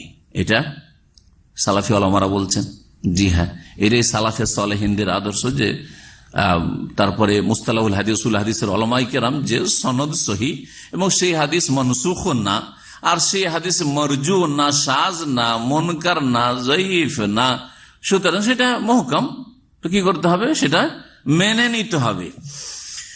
তো তিনি বলছেন যে না, আপনার কথা যে মেনে নিতে হবে, লেকিন হামারে নজদিক ইয়ে জরুরি নেই হ্যাঁ, তবে আমার নিকটে হাদিস সনদিক থেকে সহি হলে যে মেনে নিতে হবে এটা জরুরি নয়, স্পষ্ট কথা। লেকিন हमारे नजदीक ये जरूरी नहीं है, हम सनद की सेहत को हदीस के सही होने के लिए लाजिमी दलील नहीं समझते। বলছে আমি বা আমরা সনদ কি সেহাত কো, কোন সনদের সহি হওয়াটা হাদিস সহি হওয়ার জন্য আবশ্যক মনে করি না। তার মানে হাদিসের সনদ যদি জয়ীফ হয় তবু আমরা সেটাকে সহি মেনে নিতে পারি, বুঝতে পারছেন? তার মানে জয়ীফকে আমরা সহি মেনে নিতে পারি আর সহিকে আমরা রদ করে দিতে পারি। জি, लेकिन हमारे नजदीक ये जरूरी नहीं है, हम सनद की सेहत को हदीस के सही होने के लिए लाजिमी दलील समझे। सनद सही से जन हदीसটাও सही, এটা আবশ্যক না। हमारे नजदीक सनद किसी हदीस की सेहत मालूम करने का वाहिद जरिया नहीं है। আমাদের নিকটে কোন হাদিসের সহি জানার জন্য শুধু সনদটা সহি হওয়াটাই মাধ্যম নয়, শুধু একটি মাধ্যম না, আরো মাধ্যম আছে, আরো মাধ্যম আছে। বলকি ও উন জরায়ে মে সে এক হ্যাঁ, অনেকগুলি মাধ্যম আছে, সোর্স, তার মধ্যে একটা হচ্ছে সনদ দিয়ে হাদিসকে সহি জানা। আপনারা শুধু সনদের পিছনে পড়ে আছেন যে সনদ সহি জন্য হাদিস সহি, আমি ওইটা মানি না, কথা বলতে চাইলেন। 184 নম্বর পৃষ্ঠা, প্রথম খণ্ড রাসাইল মাসাইল। 185 পৃষ্ঠা দেখেন তিনি কি বলছেন, हम इस अमर का इल्तिजाम नहीं कर सकते कि महज इल्म रिवायत की बहम पहुंचाई हुई मालूमात पर पूरा पूरा एतमाद करके हर उस हदीस को जरूरी हदीस रसूल तस्लीम कर लें। बोलছেন যে আমরা इस अमर का इल्तिजाम नहीं कर सकते, এটা পাবন্দি করতে পারি না। কি পাবন্দি করতে পারি না? कि महज इल्म रिवायत की बहम पहुंचाई हुई मालूमात, इल्म रिवायत মানে সনদের যে ইলম, হ্যাঁ, হাদিসের যে জ্ঞান, উসুলে হাদিসের যে সহিহ জয়ীফের যে কায়দা কানুনগুলি, এগুলির ভিত্তিতে पूरा पूरा एतमाद करके, पूरा निर्भर करे এসবের ওপর, हर उस हदीस को जरूरी हदीस रसूल तस्लीम कर लें, যে সহি বলেছে সেই জন্য সেটা হাদিসের রসুল বলে মেনে নেব, এটার পাবন্দি করতে পারি না। जिसे उस इल्म के रूह से सही करार दिया हो, এই উসুলে হাদিসের কায়দা কানুনে যে ইলম রয়েছে তাতে সহি বলা হয়েছে, সেজন্য আমরা পাবন্দ সেটাকে সহি মানতেন না। आप हमारी इस राय से इत्तेफाक ना करें, হতে পারে যে আমার এই মতের সাথে আপনারা একমত না হন বা হবেন না হয়তো, जिस तरह हम आपकी इस राय से इत्तेफाक नहीं करते, যেমন আপনাদের মতের সাথে আমি একমত নই। বুঝা গেছে? যেমন আপনারা মত পোষণ করছেন যে সনদ সহি হইলে হাদিস সহি, আমি ওর বিপরীত মত রাখি, আপনাদের মতের সাথে একমত নয়, যেমন আপনারা আমার মতের সাথে একমত ন। দাড়ি সম্পর্কে শোনা মৌলানা মওদুদের কয়েকটা স্তর গেছে। একসময় ক্লিন শেভ, আর মনে হয় কি এই কিতাবটা ওই যুগে লেখা হয়েছে, অথবা ক্লিন শেভ থেকে ওই শিয়া মার্কা দাড়ি যখন রাখা শুরু করেছে খচখচিয়া, সেই যুগে মনে হয় এই কিতাব রাসাইল মাসাইল লিখেছে। কারণ তিনি যে কিছু কিছু ফোকাহারা, যেমন হানাফি ফাকিরা, হানাফি আলেমরা বলে এক মুষ্টি বলে, এই এক মুষ্টিও মানতে রাজি না। এমন কি এমন এমন কথা বলেছেন উনি দাড়ি সম্পর্কে, যে দাড়ি শেখ তৌসিফ রেখে রেখেছেন দাড়ি বিদাত, দাড়ি কি রাখা কি বিদাত, যে তার কথা থেকে ওইটি বোঝা যায়। দাড়ির জন্য পাবন্দ করা, দাড়িকে উনি সুন্নাত পন্থা বলতে চাননি, দাড়িকে আরবদের আদাত মানে ট্রেডিশন বলে দিয়েছেন। যেমন মিশরের গুমরাহদের ফতোয়া শুনেছিলাম, মওদুদি এরকম কথা বলবে, এটা কল্পনা তো ছিল না। মিশরের দুটো দল আছে গুমরাহ। একটা দল আছে যারা বলে দাড়িটা হচ্ছে হাজি আদাতুল আরব, এটা হচ্ছে আরবদের ট্রেডিশন, এটা ইসলামের। যেমন ট্রেডিশন হচ্ছে পাগড়ি, ট্রেডিশন হচ্ছে জুব্বা পরা, ট্রেডিশন হচ্ছে এইরকম আরবদের রুমাল, এক যুগে পাগড়ি পড়তে এখন রুমাল, ওই রকমই দাড়িটা ট্রেডিশন। তো ট্রেডিশন বলবেন যে অফুল লোহা ট্রেডিশন, আর বাড়াইতে বলবেন নাকি রসুল সাল্লাম। যদি আরবরা এমনি রাখতো, যেমন নবী করিম সাল্লাল্লাহু আলাইহি সাল্লাম বড় চুল রেখেছেন, সেটা ইবাদতগত সুন্নত নাই। তারপরে যদি নবী সাল্লাল্লাহু আলাইহি ওয়াসাল্লামের এরকম চুল ছিল সেজন্য কেউ রাখে, তো আশা করি তার নিয়তের উপরে সওয়াব পাবে, কিন্তু সেটাকে সুন্নাহ বলবো না। কারণ সাহাবায়ে কেরামরা বা নবী করিম সাল্লাল্লাহু আলাইহি ওয়াসাল্লামের এমন কোন উক্তি নেই যে তোমরা এরকম করে বড় চুল রাখো, যেটাকে আমাদের সে লোকেরা বাবরি চুল বলে বা কি চুল বলে, সুন্নতি চুল বলে। কিন্তু দাড়ির ব্যাপারে তো 3 রকম দলিল আছে। নবী সাল্লাল্লাহু আলাইহি ওয়াসাল্লাম নিজে দাড়ি রেখেছেন, প্রত্যেক সাহাবী, এমন কোন সাহাবীর প্রমাণ নেই যে একজন সাহাবী দাড়ি মুন্ডন করতেন বা রাখতেন না, কোন হাদিস আছে? নেই। দাড়ি সকলে রেখেছেন, সকল আম্বিয়াদের দাড়ি ছিল। হারুন আলাইহিস সালাম দাড়ি ছিল, কোরআনে কারিমে রয়েছে। জি হ্যাঁ, ইয়াবনা উম্মা লা তাখুয বিল্লিহিয়াতি ওয়ালা বিরাসি। মুসা আলাইহিস সালাম যখন দাড়িটা ধরেছিলেন, হে আমার মায়ের সন্তান, তুমি আমার দাড়ি ধরিও না, আমার মাথার চুল ধরিও না। লাহিয়া আম্বিয়া রাসূলগণের সুন্নাত, সমস্ত প্রাচীন সুন্নাত দাড়ি রাখা। দাড়ি রাসূল রাখতে বলেছেন, তাকিদ করেছেন রাখো। দুই হইল, নিজে রেখেছেন, সাহাবীরা রেখেছেন, আর রাখতে হুকুম করেছেন। তৃতীয় হচ্ছে যে দাড়ি মুন্ডন করতে নিষেধ করেছেন, আর বলেছেন যে মুশরিক, অগ্নিপূজক, কাফেরদের বিরোধিতা করো, ফাইন্নাহুম ইয়াহলিকুনা লিহুম, তারা দাড়ি মুন্ডন করে, তোমরা দাড়ি মুন্ডন করবে না। এই জন্য সঠিক মত হচ্ছে দাড়ি রাখা ওয়াজিব ইবাদত, ওয়াজিব এবং ইবাদত। মিশরি গুমরাহদের একটা দল এক সময় বলে দাড়িটা আরবদের ট্রেডিশন, যার ফলে দাড়ি দ্রোহিতা তাদের মধ্যে, দাড়ি সম্পর্কে একটা বিদ্বেষী মনোভাব কাজ করেছে। বড় বড় আল্লামা হয়ে গেছে, আর আল আজহারের বড় বড় প্রফেসর আর হয়ে গেছে, শাইখ হয়ে গেছে, কিন্তু দাড়ি নেই। বড় বড় কারি হয়েছে, আন্তর্জাতিক একবারে খ্যাতি সম্পন্ন, কিন্তু দাড়ি নেই। আল্লাহ যারা দুনিয়া থেকে চলে গেছে মাফ করুক, কি যে আল্লাহ পাক করবেন, আল্লাহ ভালো জানেন। আর যারা আছে তাদেরকে হেদায়েত করুক। আমার রুচি হয় না এই চেহারা দেখতে, যারা বেঁচে আছে আর তাদের তেলাওয়াত শুনবো, চেহারা দেখার আগে পর্যন্ত আমি শুনি, তারপর চেহারা দেখেন আর রুচি হয় না আমার, কারণ এইরকম চেহারা থেকে শুনতে ভালো লাগে না। ভালো মানুষের কাছ থেকে শুনি। আইম্মায়ে হারাম যথেষ্ট, যাদের দাড়ি আছে। দাড়ি সম্পর্কে কি বলছেন শুনেন। 189, 90 আর 117, 18, 117, 18 থেকে শুরু করি দাড়ির বিষয়টি। প্রশ্নকারী প্রশ্ন করছে, दाढ़ी की मिकदार का मसला है, दाढ़ी परिमाणটা কত হইতে হয় এই মসলা। सवाल जिज्ञासा करते हैं, दाढ़ी की मिकदार की आदम तायन पर तर्जमान में जो कुछ लिखा गया है उससे मुझे तशवीश है। জিজ্ঞেস করছেন যে আপনারা যে তরজমান পত্রিকাতে দাড়ি সম্পর্কে লিখেছেন এ সম্পর্কে আমি বিচলিত, জি উদ্বিগ্ন। তশবিশ মানে আমি উদ্বিগ্ন। क्योंकि बड़े बड़े ओलमा का मुत्तफाका फतवा इस पर मौजूद है। बड़े बड़े ओलमाদের সর্বসম্মতিক্রমে ফতোয়া রয়েছে कि দাড়ি এক মুষ্ট ভর লম্বি होनी चाहिए, দাড়ি কমপক্ষে এক মুষ্টি হইতে হবে। হানাফি ফতোয়া জিজ্ঞাসাকারী হয়তো হানাফি ফতোয়া এটা, বা ফোকাহাদের আরো এরকম ফতোয়া আছে। और इससे कम दाढ़ी रखने वाला फासिक है, এর চাইতে কম দাড়ি রাখলে কি হয়? फासिक है। जिज्ञासाकारी बोलते चाहिए आप आखिर किन दलाइल की बिना पर इस इजमाई फतवा को रद्द करते हैं? आप কোন দলিলের ভিত্তিতে এই যে আমাদের ওলামাদের ইজমা আছে দাড়ি কমপক্ষে এক মুষ্টি রাখতে, এবার আপনি এটাকে রিজেক্ট করছেন এই ফতোয়াকে? জি জবাব, ये तो उन्हीं ওলামা से पूछना चाहिए যারা লাজিম করেছে, জরুরি করেছে এক মুষ্টি রাখতে, তাদেরকে জিজ্ঞেস করেন, আমাকে কেন জিজ্ঞেস করছেন? মদুদি বলছেন कि उनके पास मिकदार की तायन के लिए क्या दलील है? ওনারা যে এক মুষ্টি করেছেন ওর দলিলটা ওদেরকে জিজ্ঞেস করেন। আর খুসুসান ফিসকি ও আখির কিয়া তারিফ, ফাসেক যে বলা হয়েছে তো ওর সংজ্ঞা কি, আর ফাসেক হবে এর দলিল কি? जिसकी बिना पर उनकी तायन करदा मिकदार से कम दाढ़ी रखने वाले पर फासिक का इतलाक हो सकता है, যে ওর চাইতে কম রাখলে ফাসেক হবে। এই দলিলগুলো ওদেরকে জিজ্ঞেস করে যারা ফতোয়া দিয়েছেন। मुझे सख्त अफसोस है, তারপর বলছে আমাকে বড় আক্ষেপ হচ্ছে कि बड़े बड़े ओलमा खुद हुदूद शरिया को नहीं समझते, বড় বড় ওলামারা শরীয়তের সীমা রেখা বুঝে নাই। और ऐसे फतवा देते हैं, एमन एमन फतवा देय जो सरीहन हुदूद शरिया से मुताजाविज है, যেমন এমন ফতোয়া দেয় যেগুলো শরীয়তের সীমানার সীমানা অতিক্রম করে যায়।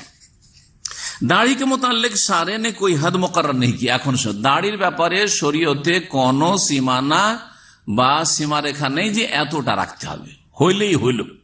এই ফতোয়াটা মওদুদির আগে থেকে জানতাম। এটা হচ্ছে দ্বিতীয় আরেক শ্রেণীর গোমরাহ ওলামাদের ফতোয়া। কিছু মেসরি আছে, আরে দাড়ি রাখলে হইলে, একটু চেনা গেলেই হয়তো হইল, একটু যদি খোঁজ হয়ে থাকে তাহলে উঠিত তো। বলছে দূর থেকে একটু দেখলে যদি বোঝা যায় হ্যাঁ ওর মুখে একটু দাড়ি কালো কালো মনে হচ্ছে, বা পাকা হইলে সাদা সাদা মনে হচ্ছে, তাহলে হয়ে গেল, ব্যাস এতটুকু হইলেই হইল। জি হ্যাঁ, দাড়ির ব্যাপারে শরীয়তে কোনো তার পরিমাণ নির্ধারিত নেই। ওলামা ने जो हद मुकर्रर करने की कोशिश की है, ওলামারা যে নির্ধারণ করার চেষ্টা করেছে, ও बहरहाल एक इस्तेम्बाती चीज, এটা হচ্ছে ইস্তেমবাত তাদের। और कोई इस्तेम्बात किया हुआ हुक्म वो हैसियत हासिल नहीं कर सकता जो नस की होती है। কোন একটা মাসলা ইস্তেমবাত করেছে সেটা এইরকম গুরুত্ব রাখে না যেটা একটা দলিলের গুরুত্ব রাখে। किसी शख्स को अगर फासिक कहा जा सकता है तो सिर्फ हुकुम मनसूस की खिलाफ वर्जी पर कहा जा सकता। কাউকে যদি ফাসিক বলেন তাহলে শরীয়তের কোন হুকুমের যদি হুকুম লঙ্ঘন করে তাহলে বলা যাবে। হুকুম লঙ্ঘন হলো না, ওয়াফুল্লোহা দাড়ি বাড়াও, কতবার বলছেন নবী করিম সাল্লাল্লাহু আলাইহি ওয়াসাল্লাম। খালিফুল মুশরিকিন, খালিফুল মজুস, মুশরিক মজুসের বিরোধিতা করো, তো কি লঙ্ঘন হলো না নবী করিম সাল্লাল্লাহু আলাইহি ওয়াসাল্লাম আদেশ নিষেধের? চিন্তা করুন, फासिक बोलबे ना। उससे ज्यादा खतरनाक गलती ये करते हैं कि नबी सल्लल्लाहु अलैहि वसल्लम की आदत को बेआईनी और सुन्नत करार देते हैं। बोलছেন যে खतरनाक মানে বুঝেন কি বিপজ্জনক, खतरनाक गलती, বিপজ্জনক ভুল। বিপজ্জনক ভুল হচ্ছে কি ये करते हैं कि नबी सल्लल्लाहु अलैहि वसल्लम की आदत को बेआईनी और सुन्नत करार देते हैं। नबी सल्लल्लाहु अलैहि वसल्लमेর যেটি অভ্যাস, সে অভ্যাসটাকে কি গণ্য করেছে? সুন্নতে পরিণত করেছে। ওয়াজিবে তো প্রশ্ন উঠে না মওদুদির কাছে, সুন্নত মানতে রাজি না। দাড়ি নবী সাল্লাল্লাহু আলাইহি ওয়াসাল্লামের কি আদত को बेआईनी और सुन्नत करार देते हैं। নবী সাল্লাল্লাহু আলাইহি ওয়াসাল্লাম আদত অভ্যাস যেটা ছিল, অভ্যাসগত বিষয় ছিল দাড়ি রাখা, আরবরা রাখতেন, উনিও রেখেছেন, এটাকে সুন্নত গণ্য করা হয়েছে। জিসকে এটা কি, এটা হচ্ছে খতরনাক গলতি, এটা হচ্ছে কি বিপজ্জনক ভুল। जिसके कायम ও জারি करने के लिए आप मबूस हुए थे। दरहाल की सुन्नत कायम করার জন্য নবী সাল্লাল্লাহু আলাইহি ওয়াসাল্লাম প্রেরিত হয়েছেন, আর নবী সাল্লাল্লাহু আলাইহি ওয়াসাল্লামের আদতকে আপনারা সুন্নত বানিয়ে ফেললেন, এটা তো বিপজ্জনক ভুল। दरहाल के जो उमूर आपने आदतन किए हैं उन्हें सुन्नत बना देना और तमाम दुनिया के इंसानों से मुतालबा करना कि वो सब उन आदत को इख्तियार कर लें, अल्लाह और उसके रसूल के का हरगिज मंशा ना था। आश्चर्य कथा বলছেন যে সত্যিকার অর্থে যেই বিষয়গুলি হচ্ছে যে বিষয়গুলি এমন যেগুলি নবী সাল্লাল্লাহু আলাইহি ওয়াসাল্লাম অভ্যাসগতভাবে করেছেন, जो उमूर आपने आदतन किए हैं, যেই কাজগুলি নবী সাল্লাল্লাহু আলাইহি ওয়াসাল্লাম অভ্যাসগতভাবে করেছেন, आदतन किए हैं, उन्हें सुन्नत बना देना, সেগুলিকে সুন্নাত বানিয়ে দেওয়া, और तमाम दुनिया के इंसानों से मुतालबा करना, আর সারা বিশ্বের মুসলিমদেরকে কি করা, বলা এই কথা বা তাদের কাছ থেকে এটা চাওয়া, तलब करा কি চাওয়া, যে कि वो सब उन आदत को इख्तियार करे, যে এই নবী সাল্লাল্লাহু আলাইহি ওয়াসাল্লামের অভ্যাসটাকে তোমরা অবশ্যই করো। উনি এখন আদত বলে বলছেন যে এইটাকে সবাইকে দাড়ি রাখতে বলা, যে তোমরা দাড়ি রাখো, এই কথা। আল্লাহ और उसके रसूल का हरगिज मनशा ना था, আল্লাহ এবং তার রাসূল সাল্লাল্লাহু আলাইহি ওয়াসাল্লামের এটা উদ্দেশ্য ছিল না যে নবী সাল্লাল্লাহু আলাইহি ওয়াসাল্লামের অভ্যাসগুলিকে আপনারা সুন্নত মনে করে দেন আর সারা বিশ্বের মুসলিমদেরকে বলেন যে তোমরাও করো। অর্থাৎ ইসলামের এটা উদ্দেশ্য নয় যে নবী সাল্লাল্লাহু আলাইহি ওয়াসাল্লাম অভ্যাসগত হিসাবে দাঁড়িয়ে রাখলেন আর আপনারা সেটা সুন্নত মনে করে চাইতে লাগে। এটা আল্লাহ চাননি, রসুল চান নাই। মানসা মানে চাওয়া, জি হ্যাঁ, এটা আল্লাহ এবং রসুলের চাওয়া নয়, তারা চাননি। ये तहरीफ जो दीन में की जा रही है, এটা ধর্মের বিকৃতি, আউযুবিল্লাহ, এটা ধর্মের আদতকে সুন্নত বানিয়ে দেওয়া, দাড়ি আদত অভ্যাস সেটাকে সুন্নত বানিয়ে দেওয়া, এটা ধর্মের কি বিকৃতি। ये तहरीफ जो दीन में की जा रही, अगर मैं उसके आगे सिपर डाल दूं और जो वज़ाक़ता में लोग मुझे देखना चाहते हैं उसमें अपने आप को ढाल लूं, तो मैं एक ऐसे जुर्म का मुर्तकिब होऊंगा जिसके लिए अल्लाह के यहाँ मुझसे सख्त बाजपुरस होगी। আচ্ছা, কথা বলছেন কি, এখন তর্জমা করি, কথা লম্বা হয়ে যাচ্ছে। বলছেন যে এই যে ধর্মের অপব্যাখ্যা, আদতকে সুন্নত বানিয়ে দিলেন, अगर मैं उसके आगे सिपर डाल दूं, মানে ওর সামনে যদি সারেন্ডার করে দিই আমি, যে আপনাদের কথাটা মেনে নিলাম, और जिस वज़ाक़ता में लोग मुझे देखना चाहते हैं, আর যেই রূপ চেহারাতে আমাকে, মানে বড় দাড়িওয়ালা আমাকে একজন কে মানে হুজুর টাইপের দেখতে চাইছেন, দাড়ি বড় দাড়িতে মৌলানা মওদুদীকে দেখতে চাইছেন, কারণ জামাত ইসলামীর যখন প্রতিষ্ঠাতা তো বড় দাড়িতে দেখতে চাইছেন আদর্শ। এইটা যদি আমি করি, जिस वज़ाक़ता में लोग मुझे देखना चाहते हैं उसमें अपने आप को डाल लूं, সেই রকম যদি নিজেকে তৈরি করে নি, তো मैं एक ऐसे जुर्म का मुर्तकिब होऊंगा, তাহলে আমি এমন একটা অপরাধ লিপ্ত হব, जिसके लिए अल्लाह के यहाँ मुझसे बाजपुरस होगी, सख्त बाजपुरस होगी, যার কারণে আল্লাহর কাছে আমাকে কড়া জবাবদিহি করতে হবে, কড়া জবাবদিহি করতে হবে, যে হে মওদুদী, তুমি রাসূলুল্লাহ সাল্লাল্লাহু আলাইহি ওয়াসাল্লামের আদতকে লোকেরা সুন্নত মনে করেছে, তুমি কেন সুন্নত মনে করলে? চরম অপরাধ করেছো তুমি, কেন এই কাজটা করলে? তুমি চিন্তা করেছেন আপনি? सख्त बाजपुरस होगी, और इस बाजपुरस में कोई मेरे मदद के लिए ना आ सकेगा, তখন আমার কেউ সাহায্য করতে আসবে না। আমি বাঁচতে চাই ওই পাপ থেকে, আমি নবী সাল্লাল্লাহু আলাইহি ওয়াসাল্লাম আদতকে সুন্নত বলবো না, দাড়ি আদত, সুতরাং দাড়িকে আমি সুন্নত বলবো না।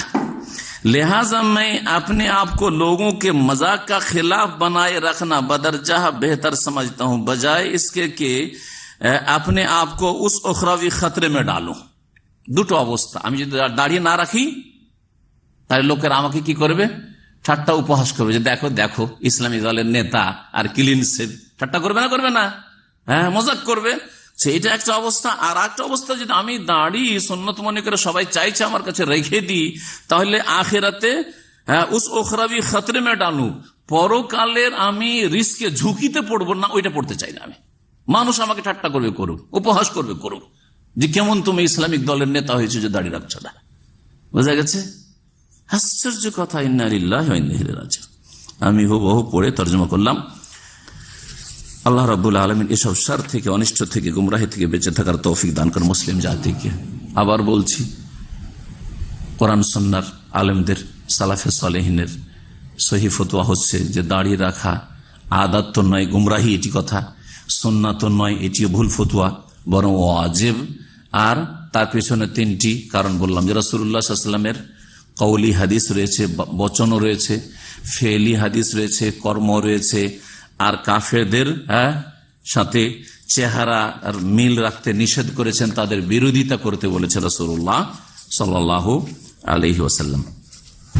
রাফুল ইয়াদাইন, এই যে হাত উঠিয়ে নামাজ পড়া, যদি একটা সুন্নতের মাসালা, তো এটাকে উনি বিদাত বলতে গেছেন, করাও বিদাত না করাও বিদাত। আজব কথাবার্তা ওনার এক্সপ্লেন ব্যাখ্যায় আশ্চর্যজনক। 163 পৃষ্ঠা একটু দেখে নিও তো। রফেদান সম্পর্কে আলোচনা করতে যায়। रफ़ेदान करना या ना करना, आमीन जोर से कहना या आहिस्ता कहना, और ऐसे ही दूसरे उमूर सिर्फ उसी वक्त तक शरई अमाल है जब तक कोई शख्स उनके तर्क या फेल को इस बिना पर इख्तियार करे कि उसकी तहकीक में साहिब शरीयत से ऐसा ही साबित है। जो रफ़ेदान करा और ना करा, কেউ করছে অথবা করছে না, আমিন জোরে কেউ বলছে অথবা আস্তে বলছে, হ্যাঁ, उसका करना उसके उनके तर्क या फेल को इस बिना पर इख्तियार करे, যদি এর উপর ভিত্তি করে নেই গ্রহণ করে, कि उसकी तहकीक में साहिब शरीयत से ऐसा ही साबित है, ওর গবেষণাতে রাসূলুল্লাহ সাল্লাল্লাহু আলাইহি ওয়াসাল্লামের সুন্নাত হচ্ছে রফেদান করা ধরেন, সেই জন্য করছে, অথবা রফেদান না করা সেই জন্য করে না। আমিন জোরে বলা ওর কাছে এটাই গবেষণায় স্পষ্ট হয়েছে, সেই জন্য আমিন জোরে বলে, আসতে হয়েছে ওইটাই করে।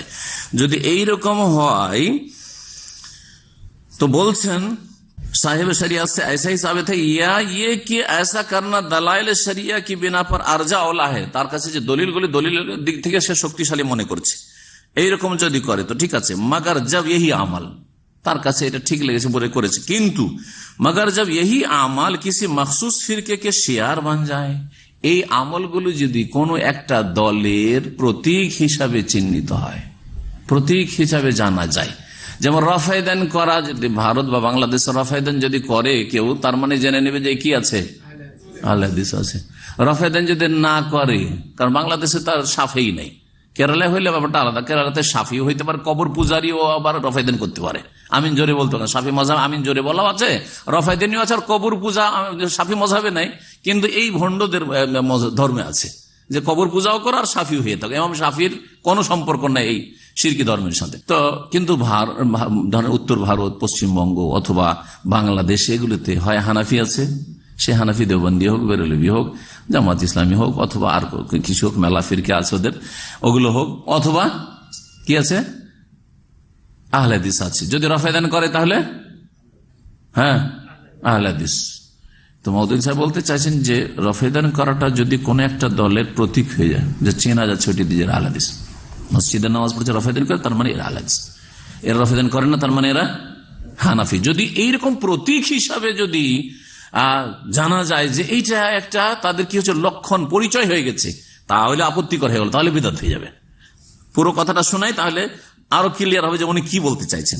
বলছেন যে মগর জব यही আমাল, মানে রফেদান আর আমিন জোরে বা আসতে বলা, मगर जब यही अमल किसी मखसूस फिरके के शियार बन जाए और उनका तर्क या फेल वो अलामत करार पाए, ছাড়া অথবা করা যদি এর লক্ষণ হয় যে এটা অমুক দল, এটা অমুক দল, जिसकी बिना पर ये फैसला किया जाने लगे, যার ভিত্তিতে এই রফেদান দেখে বা আমিন জোরে দেখে বা আসতে দেখে যদি এই সিদ্ধান্ত করা যায় কে आप किस फिरका में दाखिल और किस से खारिज हैं, কোন দলের লোক আর কোন দলের না, এটা যদি বোঝা যায়, और फिर उन्हीं अलामतों के लिहाज से ये तय होने लगे कि कौन अपना है और कौन गैर, আর এইটা দেখে যদি এরকম মনে করা হয় যে কে আমাদের লোক আর কে অন্যদের লোক, যেমন হানাফিরা রফেদান করতে না দেখতে হ্যাঁ আমাদেরই লোক আছে, যদি কেউ কোনো আহলে হাদিস দেখে যে রফেদান করছে একজন লোক মসজিদ, তার মানে বুঝি আহলে হাদিসই আছে, বুঝছে না এইরকম যদি বুঝতে লাগে तो कौन अपना है और कौन गैर, तो इस सूरत में रफ़ेदान करना और ना करना, या आमीन जोर से कहना या आहिस्ता कहना, या ऐसे ही दूसरे उमूर का तर्क और फेल, যেমন বুকে হাত বাঁধা আর নাভিতে হাত বাঁধা, ধরেন নাভি নিচে হাত বাঁধা, এই সবগুলি और दूसरे उमूर का तर्क और फेल করা অথবা না করা, दोनों एक सा बिदअत हैं, দুটাই সমান বিদআত, এক সমান বরাবর, দুটো হচ্ছে বিদআত। রফেদান দিয়ে যদি চিনে নেন যে এটা আমার আহলে হাদিস ভাই, সেই আকীদার ভাই আছে মনে হয়, তাহলে বিদআত হয়ে গেল। যদি রফেদান করে না বলে যদি হানাফি কি চিনে ফেলে, তাহলে এটা বিদআত হয়ে গেল মওলানা মওদুদীর কাছে। অর্থাৎ এইসব বাদ দিয়ে সবাই আসেন জামাত ইসলামীতে আসেন, উদ্দেশ্য হচ্ছে সবাই আসেন জামাত ইসলামী। মওলানা মওদুদীর একটি ক্যাসেট, অডিও ক্যাসেট আমার কাছে ছিল, সে অডিও ক্যাসেটে অল্প কথাই আছে আমার কাছে ছিল, কিন্তু দেশে তো বর্ষা বৃষ্টি বেশি, আল্লাহ জানে কি অবস্থা। আমার লাইব্রেরিতে এখনো আছে ওই ক্যাসেটগুলো, ওর মধ্যে একটা ক্যাসেট তার আওয়াজে আছে, ওই তার ভয়েসটা ওই সময় শুনেছি, আজকে থেকে কখন মদিনা আসার আগে। মদিনাতে অ্যাডমিশনে 30 বছর পার হয়ে যাচ্ছে, 89-এ এসছি, তার মানে 30 হতে যাচ্ছে। তার আগের কথা বলছি আর কি, 86, 87, 88 এই সময়গুলোতে। তখন আমি নিজের কানে শুনেছি, উনি বলছেন যে अल्हम्दुलिल्लाह, बल्कि अल्हम्दुलिल्लाह मेरी जमात में देवबंदी भी है, बरेलवी भी है, अहले हदीस भी है, यहाँ तक कि शिया भी है। জি, আমি নিজের কানে শুনেছি, আল্লাহ সাক্ষী আছে। বলছে আলহামদুলিল্লাহ, আল্লাহ শুকরিয়া আদায় করেছে যে আমার দলে দেওবন্দি মানে এই যে কওমি তবলিগি, হ্যাঁ এরা আছে, চরমনা এই টাইপের যারা আছে এরা আছে দেওবন্দি সিলসিলা।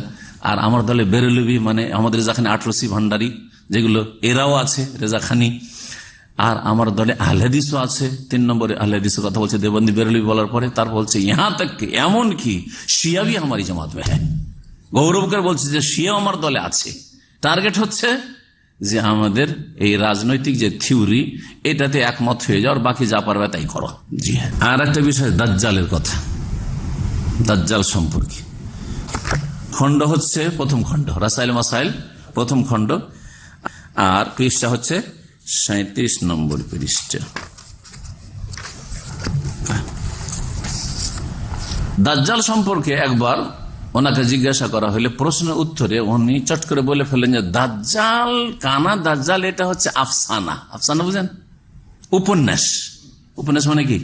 কাল্পনিক কথা। উপন্যাস কি হয়? কাল্পনিক। হ্যাঁ, জি হ্যাঁ। তো এরকম বলে দিলেন। তারপরে যখন এতরাজ আপত্তি হইতে লাগলো, তখন তিনি বললেন না না, আমি আসল দাজ্জালকে আমি অস্বীকার করিনি, আসল দাজ্জালটা আমি মানি এবং আমি দোয়া করি। উনি লিখেছেন নামাজের শেষে আমি আল্লাহুম্মা ইন্নী আউযু বিকা, হ্যাঁ, যে বলে যে দোয়াটি আছে 4টি, যে এই বিষয় থেকে আশ্রয় চাওয়া, ওটা আমি করি। আর সেই কানা দাজ্জালে বিশ্বাস করি। তবে দাজ্জাল সম্পর্কে যে বলা হচ্ছে সহিহ মুসলিমের হাদিসে যেটা আছে যে দাজ্জাল কোন জায়গায় কোন দ্বীপে বাধা আছে, সে কোলাবদ্ধ আছে, সে হাদিসুল জাসাসা যেটি, সেটা বলছে এটা হচ্ছে উপন্যাস, এটা হচ্ছে উপন্যাস। অর্থাৎ সহিহ মুসলিমের হাদিসটিকে তিনি কি বলেছেন? উপন্যাস বলেছেন, উপন্যাস বলেছেন। একটু ওনার কথা শুনে। তরজমাল কোরআন, রমজান 64 হিজরি, সেপ্টেম্বর অক্টোবর 1945 লিখা, 1945 লিখা, জামাত ইসলামী প্রতিষ্ঠার পরে পরে এই বইটি লিখা, 1945 খ্রিস্টাব্দের লিখা এই বইটি বা তরজমাল কোরআন এই বিষয়টি লিখেছেন উনি। বলছেন ইয়ে কানা দাজ্জাল ওয়াগায়রা তো আফসানা হ্যাঁ, বলছে এই যে কানা দাজ্জাল বা অন্য কিছু এসব যে বলা হয় তাকে এগুলো কি উপন্যাস, जिनकी कोई शरई हैसियत नहीं, जार शरीयत কোনো ভিত্তি নেই। इन चीजों को तलाश करने में हमें कोई जरूरत भी नहीं, इन चीजों को तलाश करने की हमें कोई जरूरत भी नहीं। এই জিনিসগুলো বা এই বিষয়গুলির সন্ধান করার কোনো দরকার নেই, প্রয়োজন নেই। আওয়াম में इस किस्म की जो बातें मशहूर हैं, জনগণের মাঝে যে এসব কথা প্রসিদ্ধ, उनकी कोई जिम्मेदारी इस्लाम पर नहीं है, এগুলির দায়িত্ব ইসলামের উপর আসবে না। যে কেউ আপত্তি করবে যে ইসলাম এসব বলা হয়েছে কোথায় আছে, সারা পৃথিবী তো মানুষ, সারা পৃথিবী সবকিছু জেনে গেছে, সব জেনে গেছে, এটা কেমন কথা হইল? और उनमें से कोई चीज अगर गलत साबित हो जाए, कोनটা যে ভুল সাব্যস্ত হয়ে যায়, প্রমাণিত হয়ে যায়, তো उससे इस्लाम का कोई नुकसान नहीं पहुंचता, ইসলামের কোনো ক্ষতি হয় না। এই কানা দাজ্জাল সম্পর্কে এসব কথা হচ্ছে উপন্যাস। যখন এইরকম উনি বললেন, তখন প্রশ্নকারী প্রশ্ন করলো,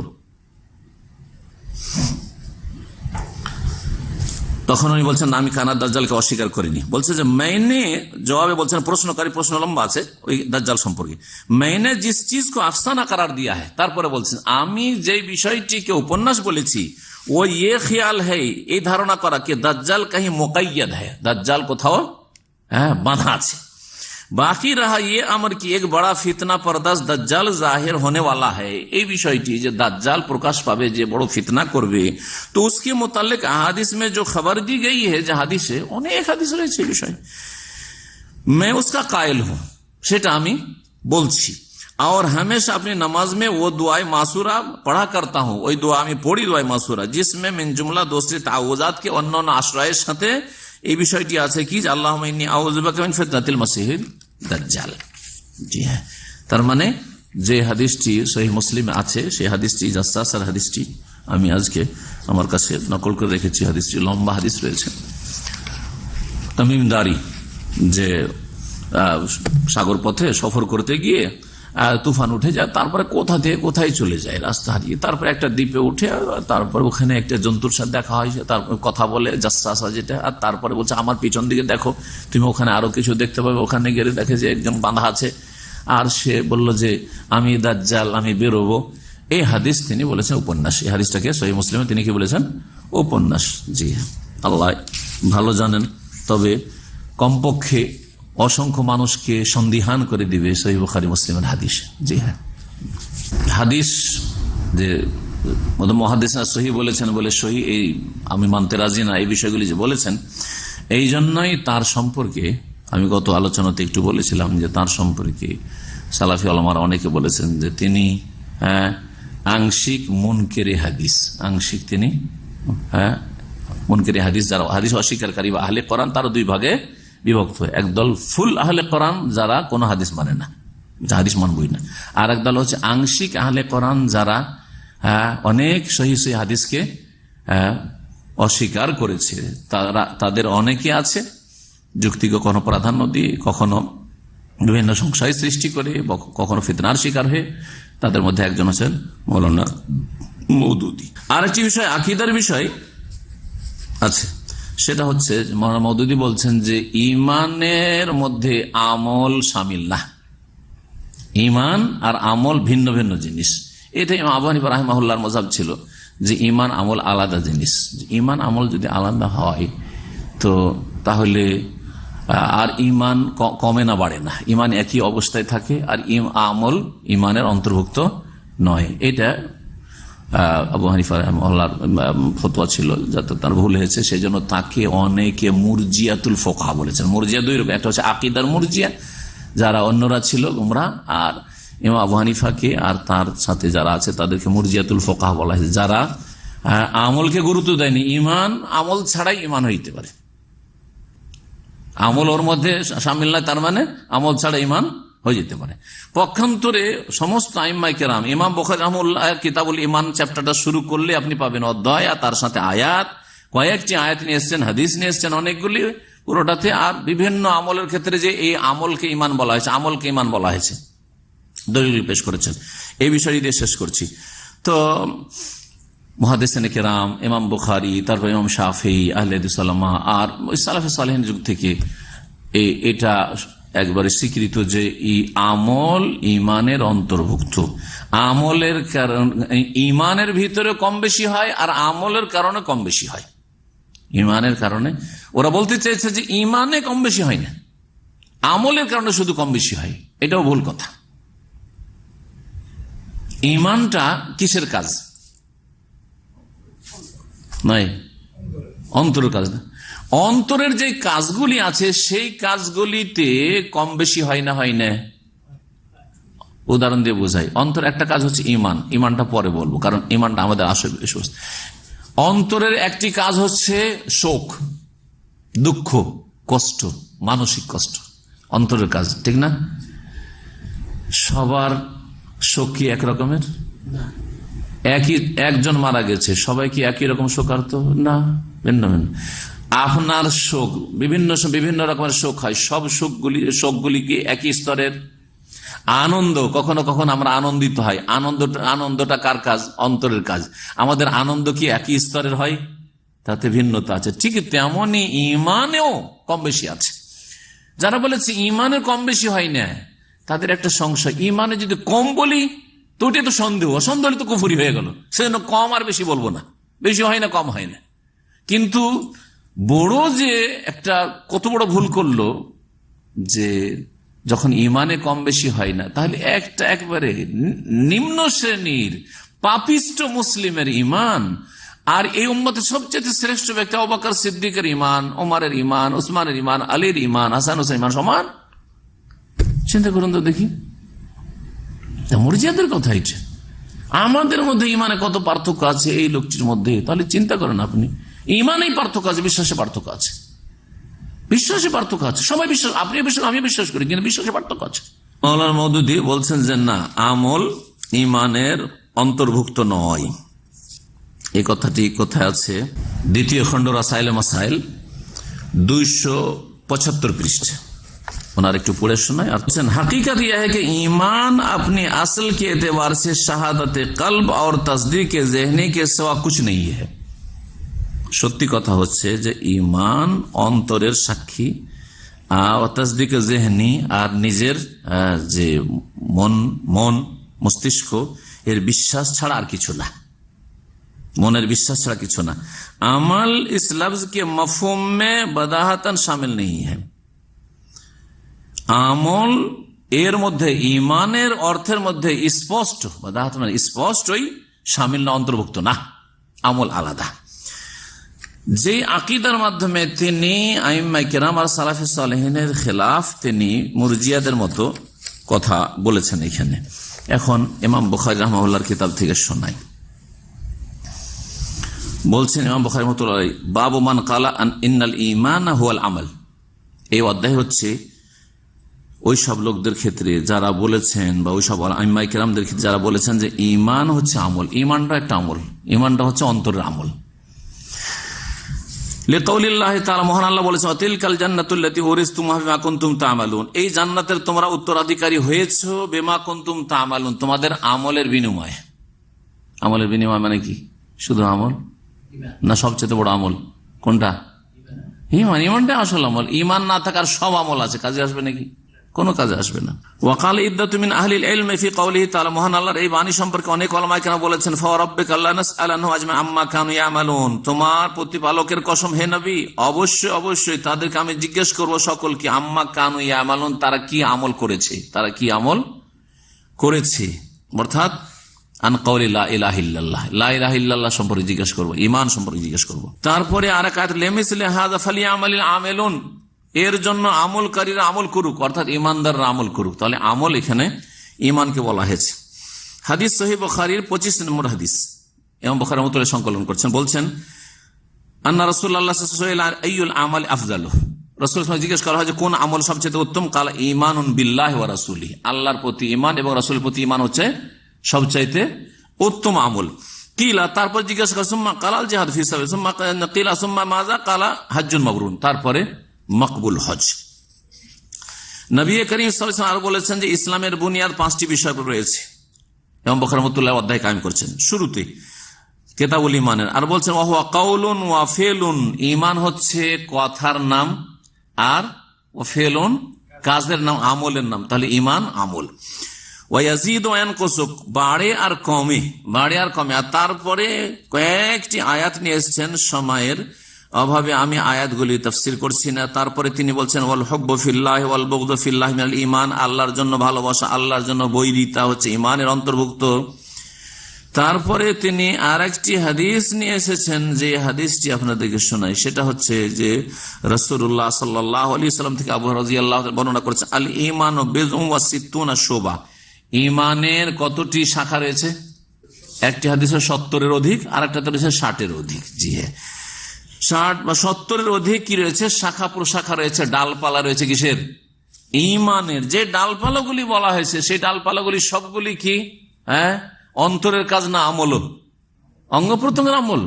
হ্যাঁ, তারপরে জবানের আমল, সেগুলি কি? তারপরে নবী সাল্লাল্লাহু আলাইহি ওয়াসাল্লাম বলছেন এই 60-এর অধিক বা 70-এর অধিক যে ঈমানের শাখা রয়েছে, তাতে কি বলছেন? আলাহা কাউলুল্লাহ, সবচাইতে উচ্চ হচ্ছে স্তর হচ্ছে কি ঈমানের? লা ইলাহা ইল্লাল্লাহ বলা, লা ইলাহা বলাটা হচ্ছে সবচেয়ে উচ্চ শাখা। ও আদনাহা, আর সবচেয়ে নিম্ন শাখা হচ্ছে ইমাতাতুল আযা আনিত তারিক, রাস্তা থেকে কষ্টদায়ক বস্তুকে সরিয়ে দাও। এটাও কি ঈমানের যে শাখাগুলি রয়েছে তার অন্তর্ভুক্ত। রাস্তা থেকে কষ্টদায়ক কোনো কিছু, ময়লা আবর্জনা, কাঁটা বা ইট পাটকেলকে সরিয়ে দেওয়া, এটা কি আমল নয়? হ্যাঁ, এটাকে কি বললেন নবী সাল্লাল্লাহু আলাইহি ওয়াসাল্লাম? ঈমানের শাখা বললেন। আর বলছেন ওয়াল হায়া ও শুবাতুম মিনাল ঈমান, লজ্জা করাও ঈমানের একটা শাখা। লজ্জা করা এটা আমল না? লজ্জা করা ঈমানের শাখা। তাহলে এইরকম বহু দলিল রয়েছে সালাতকে ঈমান বলা হয়েছে, সিয়ামকে ঈমান, মান সামা রমাদান ঈমানান ওয়া ইহতিসাবান। জি, সুতরাং সালাফে সালেহিনের বা মুহাদ্দিসিন কিরামদের যে আকীদা, যে ঈমানের অন্তর্ভুক্ত হচ্ছে আমল, কিছু না কিছু আমল থাকতে হবে। এই জন্য তাদের কাছে ঈমান হচ্ছে তিনটি বিষয় সমষ্টির নাম। একটা হচ্ছে তাসদীক বিল জানান বা বিল কলব, অন্তর থেকে বিশ্বাস করা। আর কওলুন বিল লিসান, জবান দ্বারা, বা ইকরার বিল লিসান, জবান দ্বারা স্বীকৃতি, শাহাদাত প্রদান করা, সাক্ষ্য প্রদান করা। ওয়া আমালুন বিল আরকান, অঙ্গ প্রত্যঙ্গ দিয়ে আমল করা। এগুলি সব ঈমানের অন্তর্ভুক্ত। জি হ্যাঁ, তো আল্লাহ রাব্বুল আলামিন যেন আমাদেরকে সহি কথা বোঝার তৌফিক দান করেন। এই ছিল মোটামুটি আমাদের আলোচনা। এছাড়াও বেশ কিছু বিষয় রয়েছে, কিন্তু কথা লম্বা হয়ে গেছে, সুবহানাল্লাহ, অনেক সময় চলে গেছে, আর আমরা বেশি এতে যাচ্ছি না। একটি বিষয় বলেছেন যে কোন লোক মুহাম্মাদি বলে পরিচয় দিবে, এটাও জায়েজ নয়। ওনাকে তার আগে যদি আপত্তি করতে হইতো তো বলতে দেওবন্দি বলে, বেরেলভি বলে, অথবা রেজভি বলে, হ্যাঁ এইসব বলে পরিচয় দিবে। এগুলোর ক্ষেত্রে মুখ খুললেন না কেন? আশ্চর্য। 302 পৃষ্ঠা 2য় খণ্ড, এইটা পড়ে দিচ্ছি শুধু, যদিও লম্বা সময় হয়ে গেছে। কত বললাম? 302 পৃষ্ঠা। জামাত ইসলামীর লোকদেরকে যারা খারাপ ভাষায় বলতো, তারা মৌদুদি পন্থী বলতো, বা এই ধরনের কথাবার্তা বলতো, মৌদুদিয়ে উর্দুতে বলতো। তো ওইটা সম্পর্কে আলোচনা করতে গিয়ে উনি বলছেন যে এটা আমরা পছন্দ করি না। তারপরে বলছেন যে হাম তো ইস মসলক কো মোহাম্মদি कहने के लिए भी तैयार नहीं है। আমি এই মাসলাককে, এই পথটাকে, এই আদর্শকে, মাসলাকে মোহাম্মদি বল, ইস মাসলাক মোহাম্মদি कहने के लिए, মোহাম্মদি বলবো, এটার জন্য প্রস্তুত না। কেউ বলবে যে আপনি কোন তরিকার লোক ভাই? যদি কেউ নিজেকে হানাফি পরিচয় দেয়, কেউ যদি শাফি, মালিকি, হাম্বেলি পরিচয় দেয়, কেউ নিজেকে বলে আমি দেওবন্দি মসলকের লোক, আমি রেজভি মসলাকের লোক, আপনি যদি মোহাম্মদি বলেন, এই কথা বলার জন্য প্রস্তুত না। হ্যাঁ, এটা বলা যাবে না। ये तो इस्लाम है जिसके मौजूद होने का शर्फ किसी इंसान को हासिल नहीं, इसलिए उसे किसी इंसान की तरह मनसूब नहीं किया जा सकता। কোন মানুষের সাথে সম্পৃক্ত করা চলবে না। এমনকি মুহাম্মদ রাসূলুল্লাহ সাল্লাল্লাহু আলাইহি সাল্লামের সাথে সম্পৃক্ত করে কেউ বলবে যে আমি মুহাম্মাদি, এটা বলতে আমি প্রস্তুত নই। যাই হোক, কথা লম্বা না করে এখানে আলোচনা শেষ করছি। সুবহানাকাল্লাহু ওয়া বিহামদিকা আশহাদু আল্লা ইলাহা ইল্লা আনতা আস্তাগফিরুকা ওয়া আতুবু ইলাইক। ربنا هب لنا من ازواجنا وذرياتنا قرة اعين واجعلنا للمتقين اماما ربنا لا تزغ قلوبنا بعد إذ هديتنا وهب لنا من لدنك رحمة انك انت الوهاب. صلى الله وسلم على نبينا محمد وعلى اله وصحبه